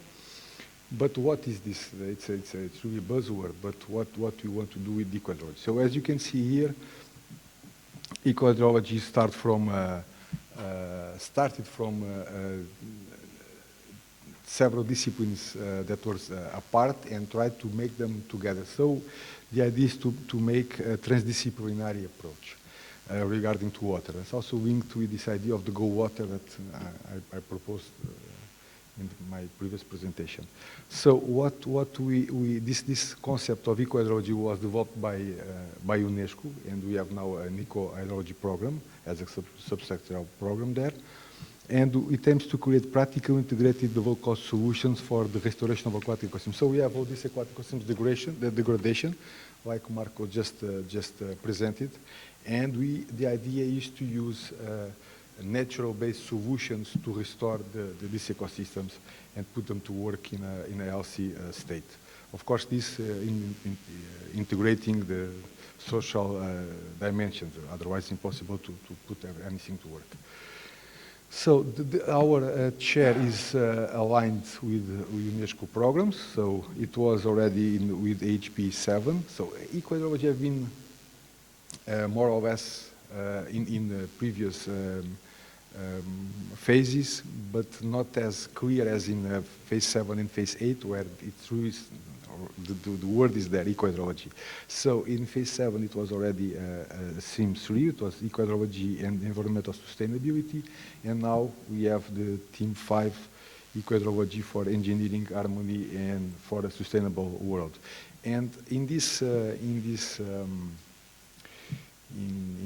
theme, we have several focal areas, and for the first time, we have a focal area on coastal areas, which is also interesting, this idea that this border that we are separating between water, it's, well, the hydrological cycle doesn't know borders. So, when I was for this report in WAP, there is this proposal of including coastal waters, because what comes from the rivers affects the function of coastal waters and coastal systems and even fisheries, and so lots of economic aspects. And they told me that this, according to United Nations, water is just until the mouth of the river. So this is probably something that need to be changed. So this idea of the water cycle, and it's like oceans. We can call it different names, but it's only one ocean. So this is the alignment that we have with UNESCO programs. Also with the UN SDGs. So of course with the 6, but now we can go to 1, to no poverty. Of course, it's linked with water. The 2, no hunger. The 14, the 15, the 13, the 3. The 11, and basically water goes across all of them, and therefore eco-hydrology can be applied and can link and can support the development of all the SDGs nowadays. So the background for our chair: we start working in eco-hydrology in 1998. So a long time ago that we are cooperating with the UNESCO and with Giuseppe and other colleagues. And we had some workshops to develop this concept in Portugal and elsewhere. We started with the demonstration site, which is something that we still are having. So we have some places around the world where these techniques, these practices are demonstrated, and we have one place there. Then we had this, well, the highlight was this master course in eco-hydrology that I told about already, and it's finishing now. And now we had this UNESCO, and we had also the UNESCO Center in coastal eco-hydrology, and now we have the UNESCO chair in eco-hydrology for water for societies and ecosystems. So this is, like I said, the story, and this is just what I showed already. So this is about the master course that supported all this UNESCO chair in terms of education. So the chair, again, so the idea is to create something that brings different knowledges together, and the different realities and different ways that water is addressed in different regions. So the idea is to create a chair that, as you can see from the number of partners, I have all these partners all around the world, and so we bring all this knowledge together to create something that is, can be transversal more or less, and could be applied more or less everywhere, and to create some kind of curriculum that could be applied, and of course to gain from the experience from the colleagues from different regions with different perspectives and different backgrounds and different realities. So the aims of the chair are three, basically, is to promote the creation, education, and dissemination of eco-hydrology, of course in Portugal at national level and international levels, according to the aims established by UNESCO HP, EH program, and SDGs. To constitute a platform among universities, research centers, networks, and organizations to promote the design of curricula and programs in scientific research in this topic, addressing different regional realities. and to facilitate dissemination of water issues in general and of eco-hydrology concept in particular to the society. So we have now this fantastic tool that we can also use and apply. In terms of activities for this end of this year and the next one, we have this master course running. So we have international master course. So it's the afterwards of the master, the Erasmus Mundus. So we continue with the master course. Now it's supported by students, and they need to pay to attend the course. We start in Portugal, then to go into Uch, then students go to Kiel, and then they select the place where they can have the thesis. This is the value of the fees. The fees are not cheap, but also the students need to go to different universities. And we have a special fee for students that are sent by UNESCO chairs and UNESCO centers. So we say that family deserves some kind of attention, and therefore we reduce the price. But it's my university, I cannot do much more. And in terms of capacity building, we are having several courses in the next year now in all the regions. And I think this will be very good to promote the chair, to promote the eco-hydrology concept, and also to promote the masters that we are developing, all of them. So we are going to Egypt, to Brazil. We have a one in Portugal, in Indonesia, and in Mozambique. So all this will be 1 week, 2 week courses, but I think they will be important. And we are having also a very important conference that I would call to your attention and to your participation. It will be in Brazil in March 2017. It will be not in Rio de Janeiro, but very close to Rio de Janeiro, like 200 kilometers from there. It will be about eco-hydrology, the security of aquatic ecosystems and societies. So this to link with the IHP phase now.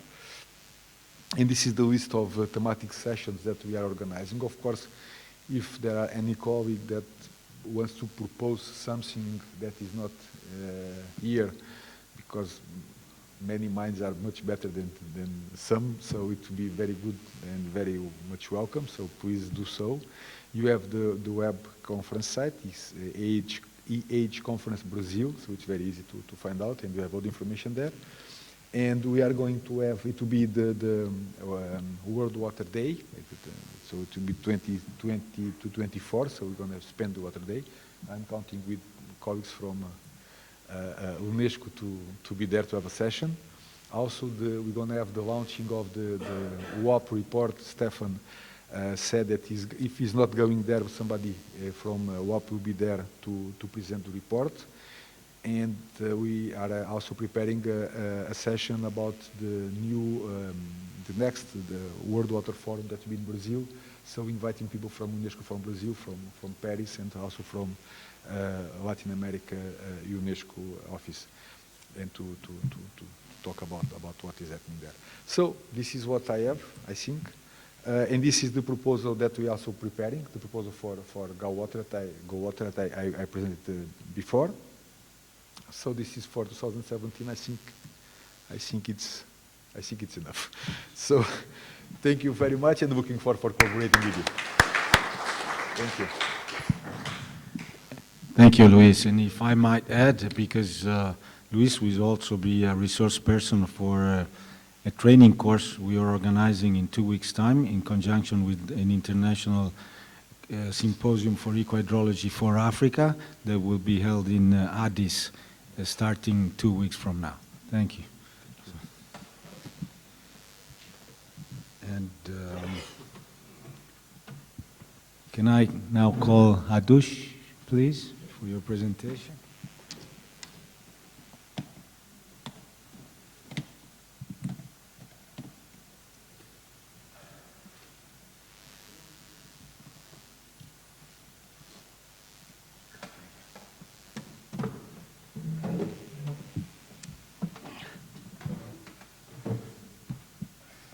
Okay, thank you. And I would also like to bring into your attention that our UNESCO chair is very young. It's just 3-4 months since we we were given go-ahead. So I will be mainly focusing on our plans for the future.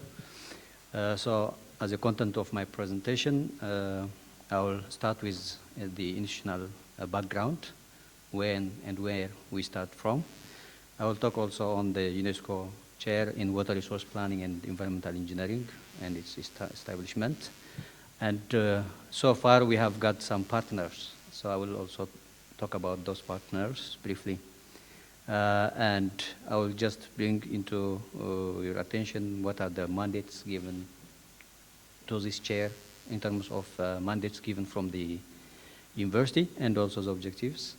I will talk on the resource available that will help us realize the objectives, and the academic programs that we have currently running, and some active projects, and the way forward.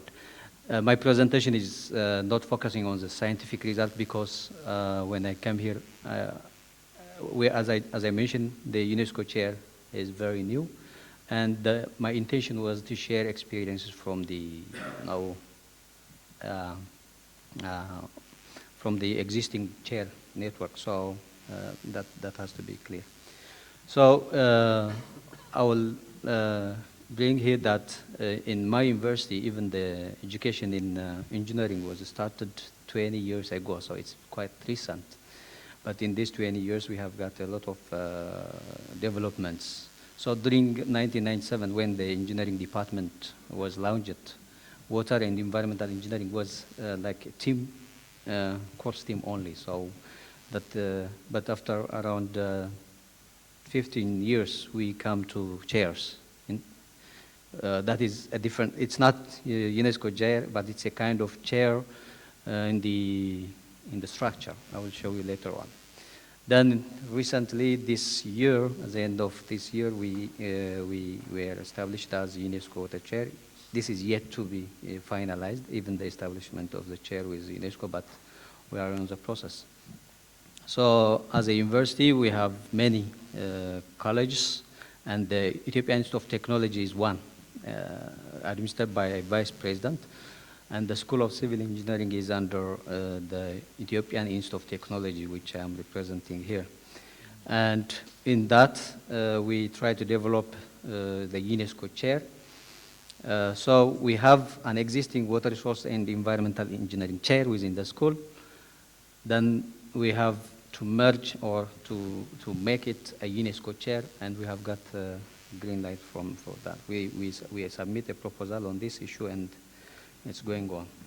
And some of partners which have been working with us for the realization of the UNESCO chairs are here. XXI, for example, is one of the partner which is working on sustainable water management in developing countries. Also with DAD from Germany. We are working also with NORAD from Norway. And we are working also Vliros from Belgium, and we would like to increase these international partners with you as well. We have also partners from close by region, Sub-Saharan Universities Network. As you can see, more than 7, 8 partners in Africa. We would like also to expand this. And within Ethiopia also, we have most of the universities as partners with us working on some issues. As a chair, we have been given mandates from the government, and mainly we are focusing on 4 issues. One is the teaching learning process, and the other is on research, applied research, which can solve the problem of the society. And the third one is doing on dissemination of information and also technology transfer from elsewhere to Ethiopia into the community. And with this mandate, we have been trying to develop different programs that can support and get these mandates. But when it comes to the objectives of the establishment of the chair, the UNESCO chair, the first thing is we would like to excel in water resource planning and environmental engineering. So that is the first objective. And we want to work on capacity building in the region. So short-term trainings and developing master's programs and postgraduate programs are one of the objectives.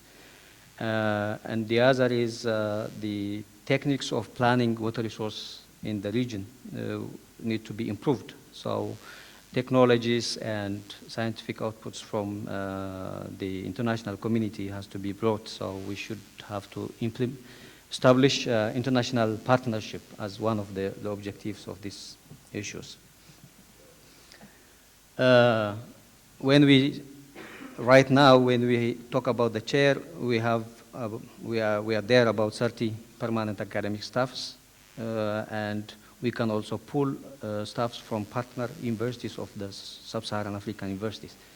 And also we can pull out staffs from the partners like Sweden, which is the sustainable water management in developing countries. We have laboratories also dedicated for the chair. We have a computer lab mainly working on GIS and remote sensing, and the university has allocated a budget for this chair only, so we can capacitate our chair. These are just a partial view of the laboratories we have. Some of the academic programs which are running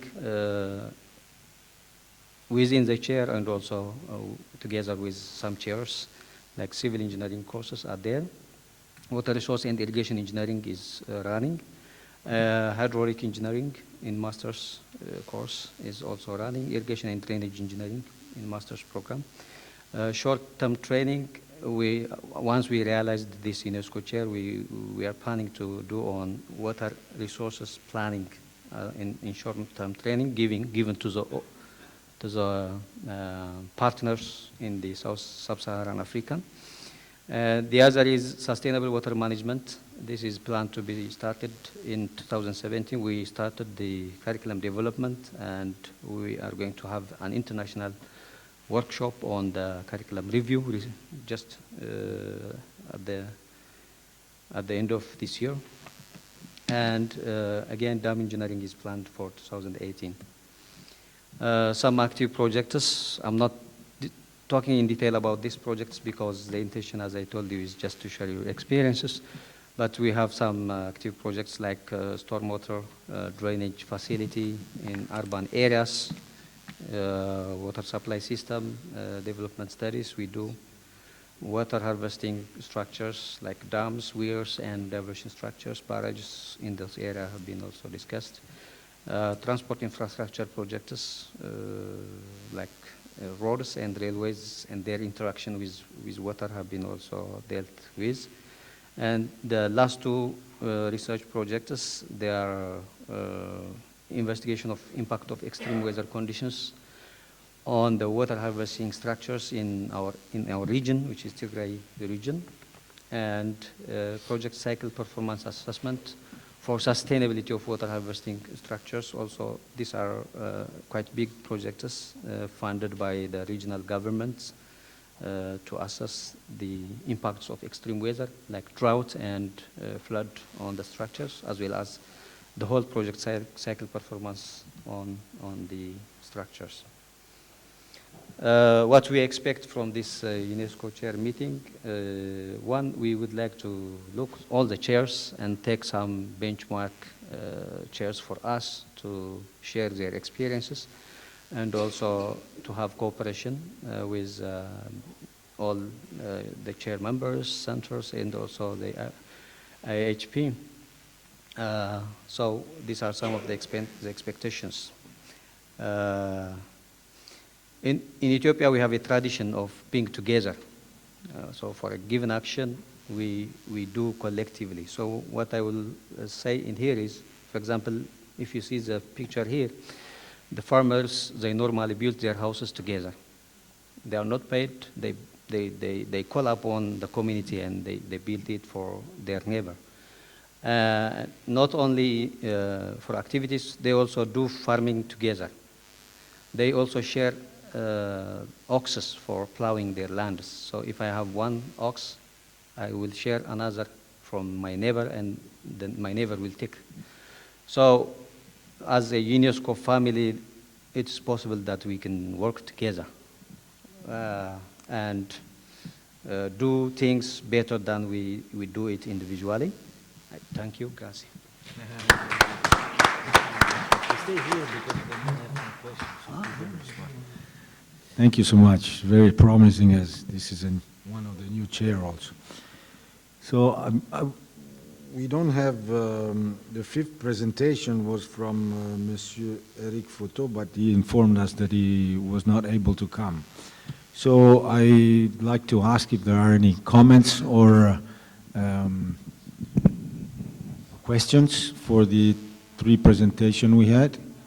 So I remind you that Professor Ivetic spoke about his chair. That was a chair going, I can say, from gray to green now also. And I've seen also some examples of that could be also eco-hydrology demonstration sites. So we would really like to have you on board of the eco-hydrological program.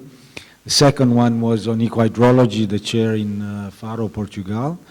And it's a very new chair also. It was just signed, so it started in 2016. But Professor Cicero is already involved in many activities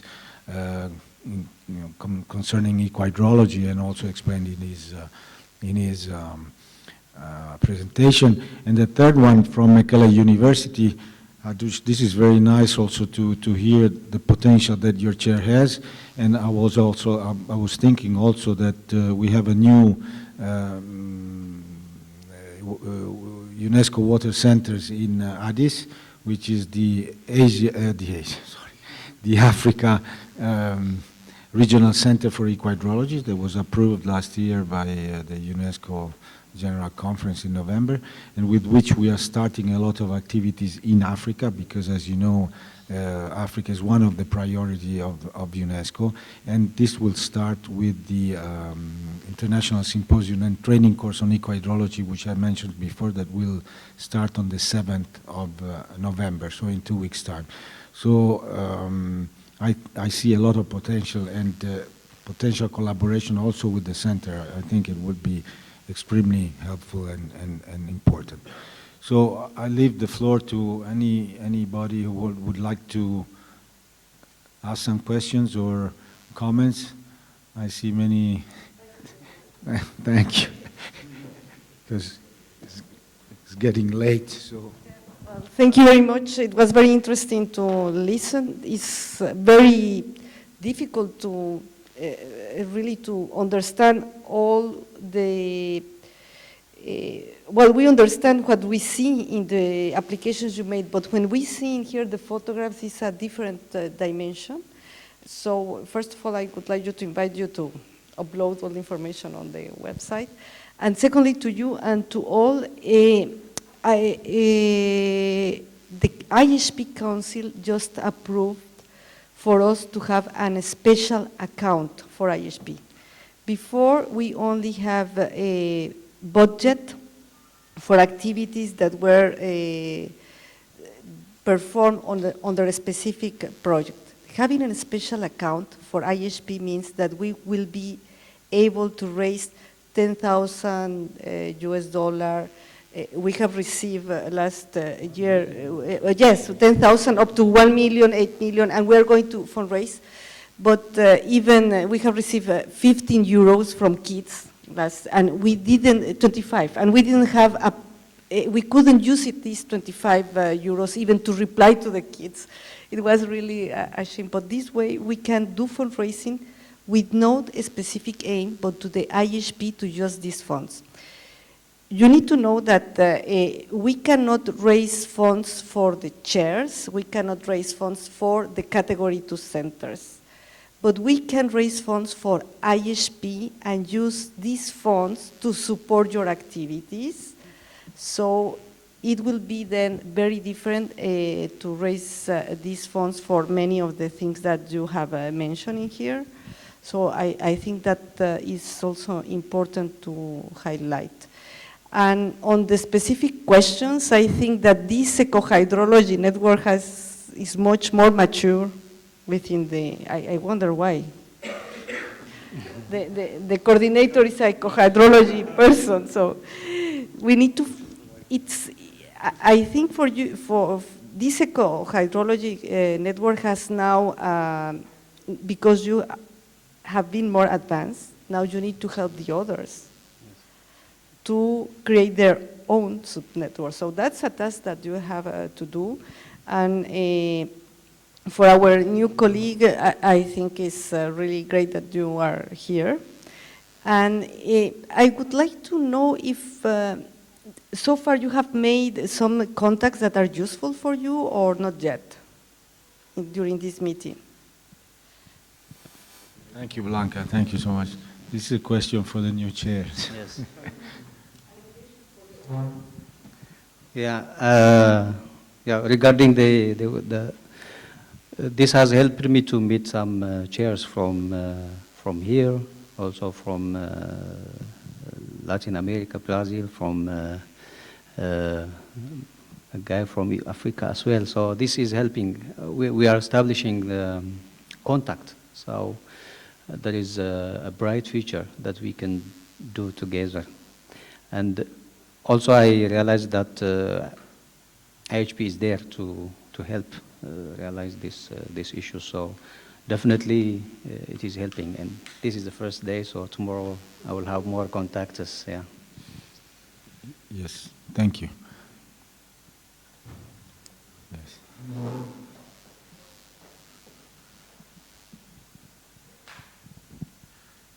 Hi, Mohammed Karamuz from Water Use Chair in Iran. Very interesting presentations, and I'm sure there will be more presentations tomorrow from different chairs.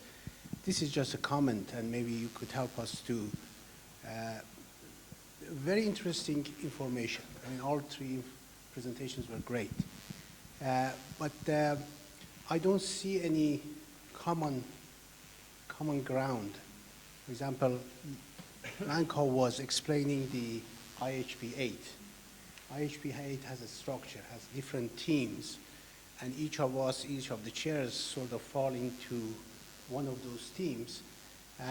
But I was expecting, and I'm sure in my presentation tomorrow you will see the same gap, the ways to sort of streamline the chair's activities. This sort of the objective IHP 8 has, and it sort of has to blend into our activities. The interesting thing is each of us are doing different things, but on the same time we need to sort of converge in a sort of a more general theme of IHP 8. So if you could comment on that. That's a very good point. It's also the reason why we are here in these days. The first ever water chair meeting is to try to build up synergies. And but if I might give a comment, not to go back to eco-hydrology again, but eco-hydrology is successful because as an advisory, scientific advisory committee, which is composed by chairs in eco-hydrology, which are very, very straightforward, doing one of the themes of IHP, and centers which are, again, centers in eco-hydrology. So it's easier. But what we're trying to do is the questionnaire that I will come and distribute and talk to you about is also to see where you can fit your chair in, and then have the colleague who is taking care of the program contacting you and involving you in all the activities, being part of projects or being part of the scientific advisory board or whatever the name will be of this committee. So, thanks. I have this one here. So, of course, it's a great remark, and it's a question, and it's very well. And it's exactly because of that we are trying to build this proposal. I didn't enter again in the Go Water proposal, this joint master course, because I just presented it 1 hour ago.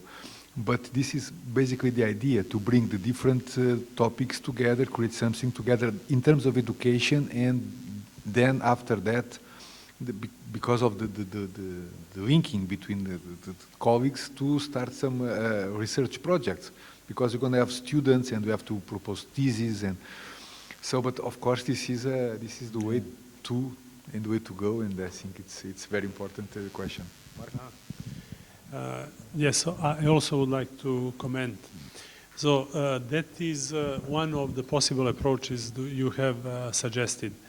So I was also thinking, should I split this according to themes, or should I express or expose raw material?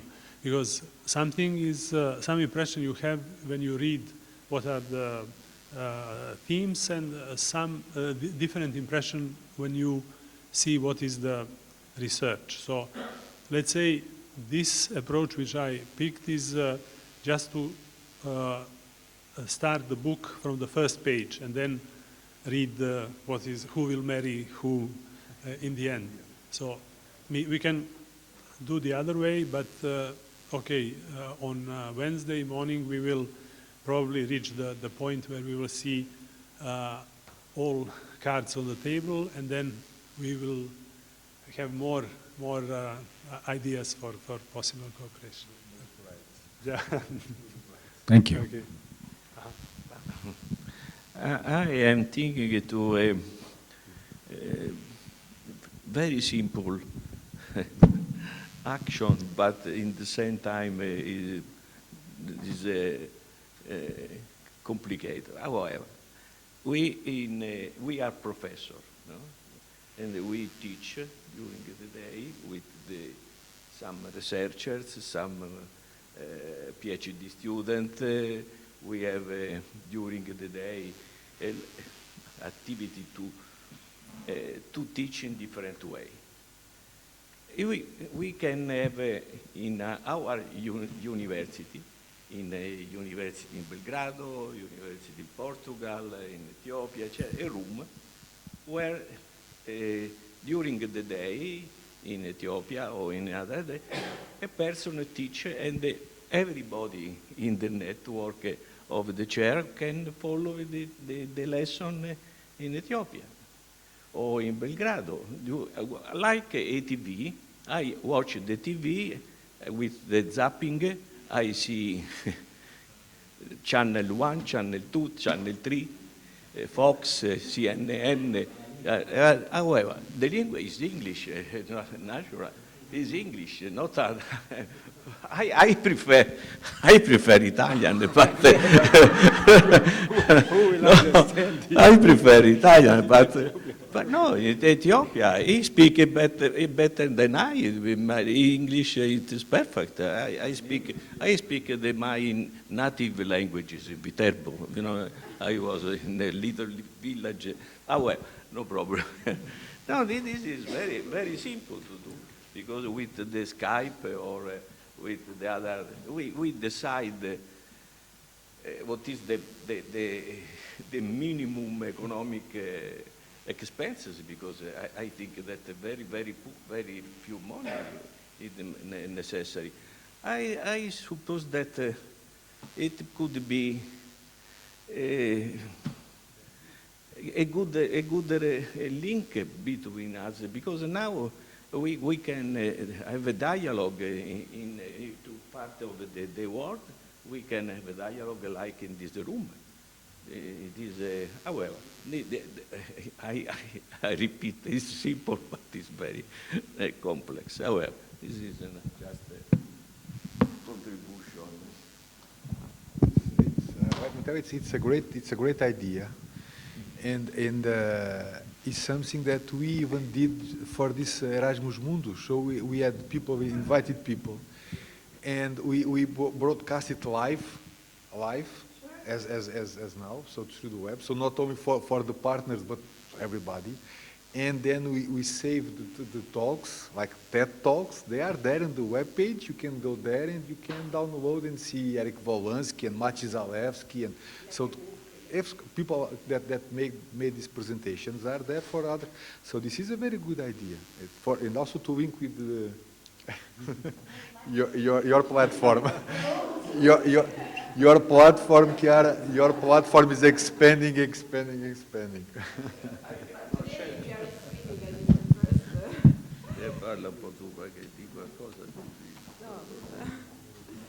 Yes, also today we are in streaming, and is just like a lesson for the first one lesson open. Thank you. Very constructive comments and points. Any other? No?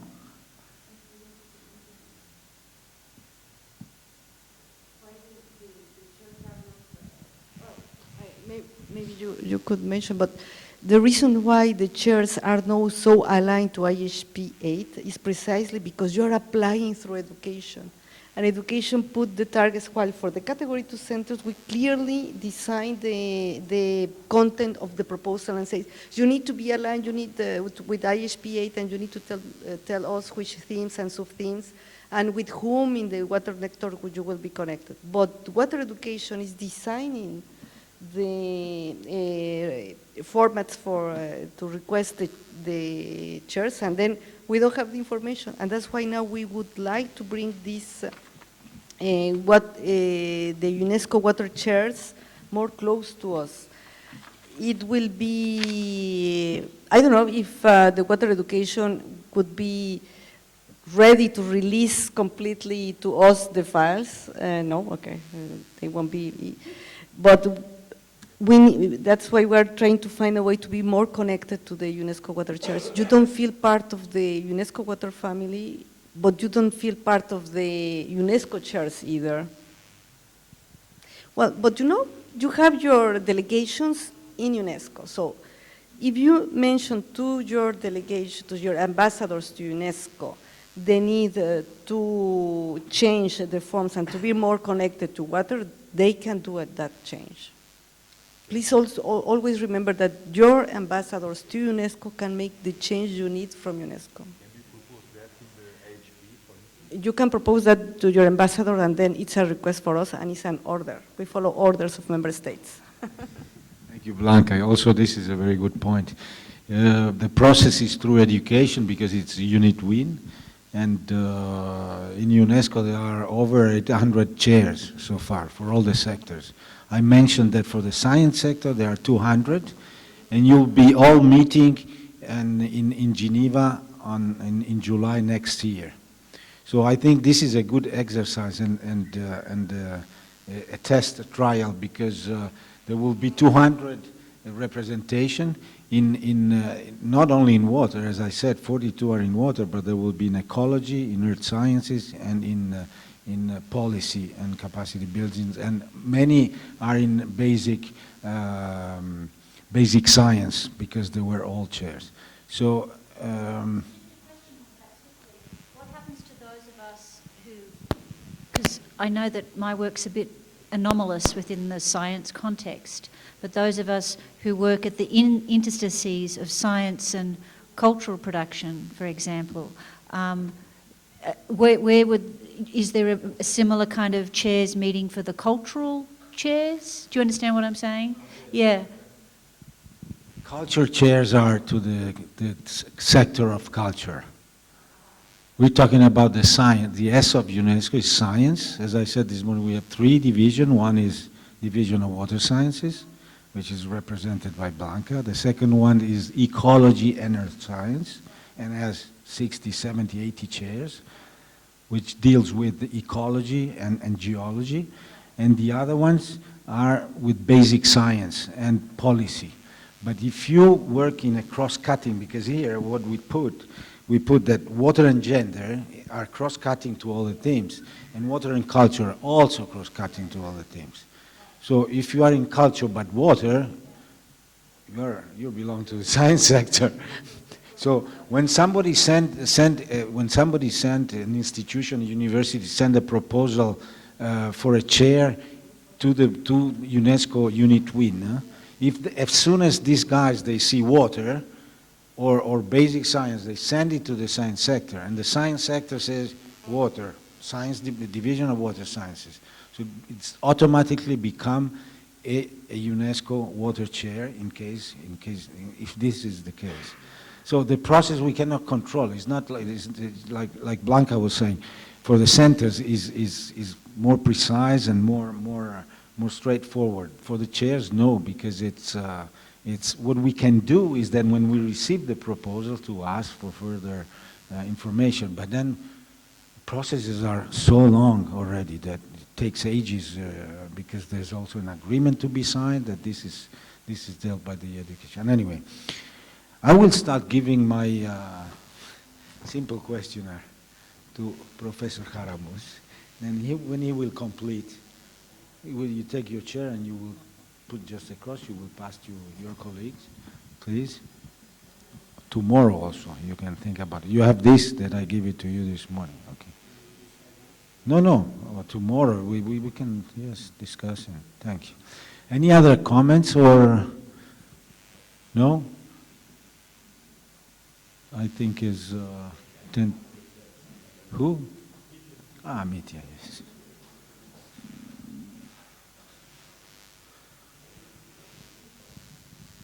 Okay, thank you very much. We are dealing not only with education, but we produce new knowledge. And the question is really on which task, on which problem we need urgently new knowledge today related to the water. Maybe it will be nice to talk in tomorrow and today after tomorrow about the problem which are on the table and should be somehow solved with new knowledge. And that's another question. And the second one is related to the problem which we have in our work and development and relations with UNESCO and among ourselves, how to improve our connection and how to improve our collaboration in the future. Thank you. Thank you very much. No other comments? We have time because we will slowly move downhill to the university.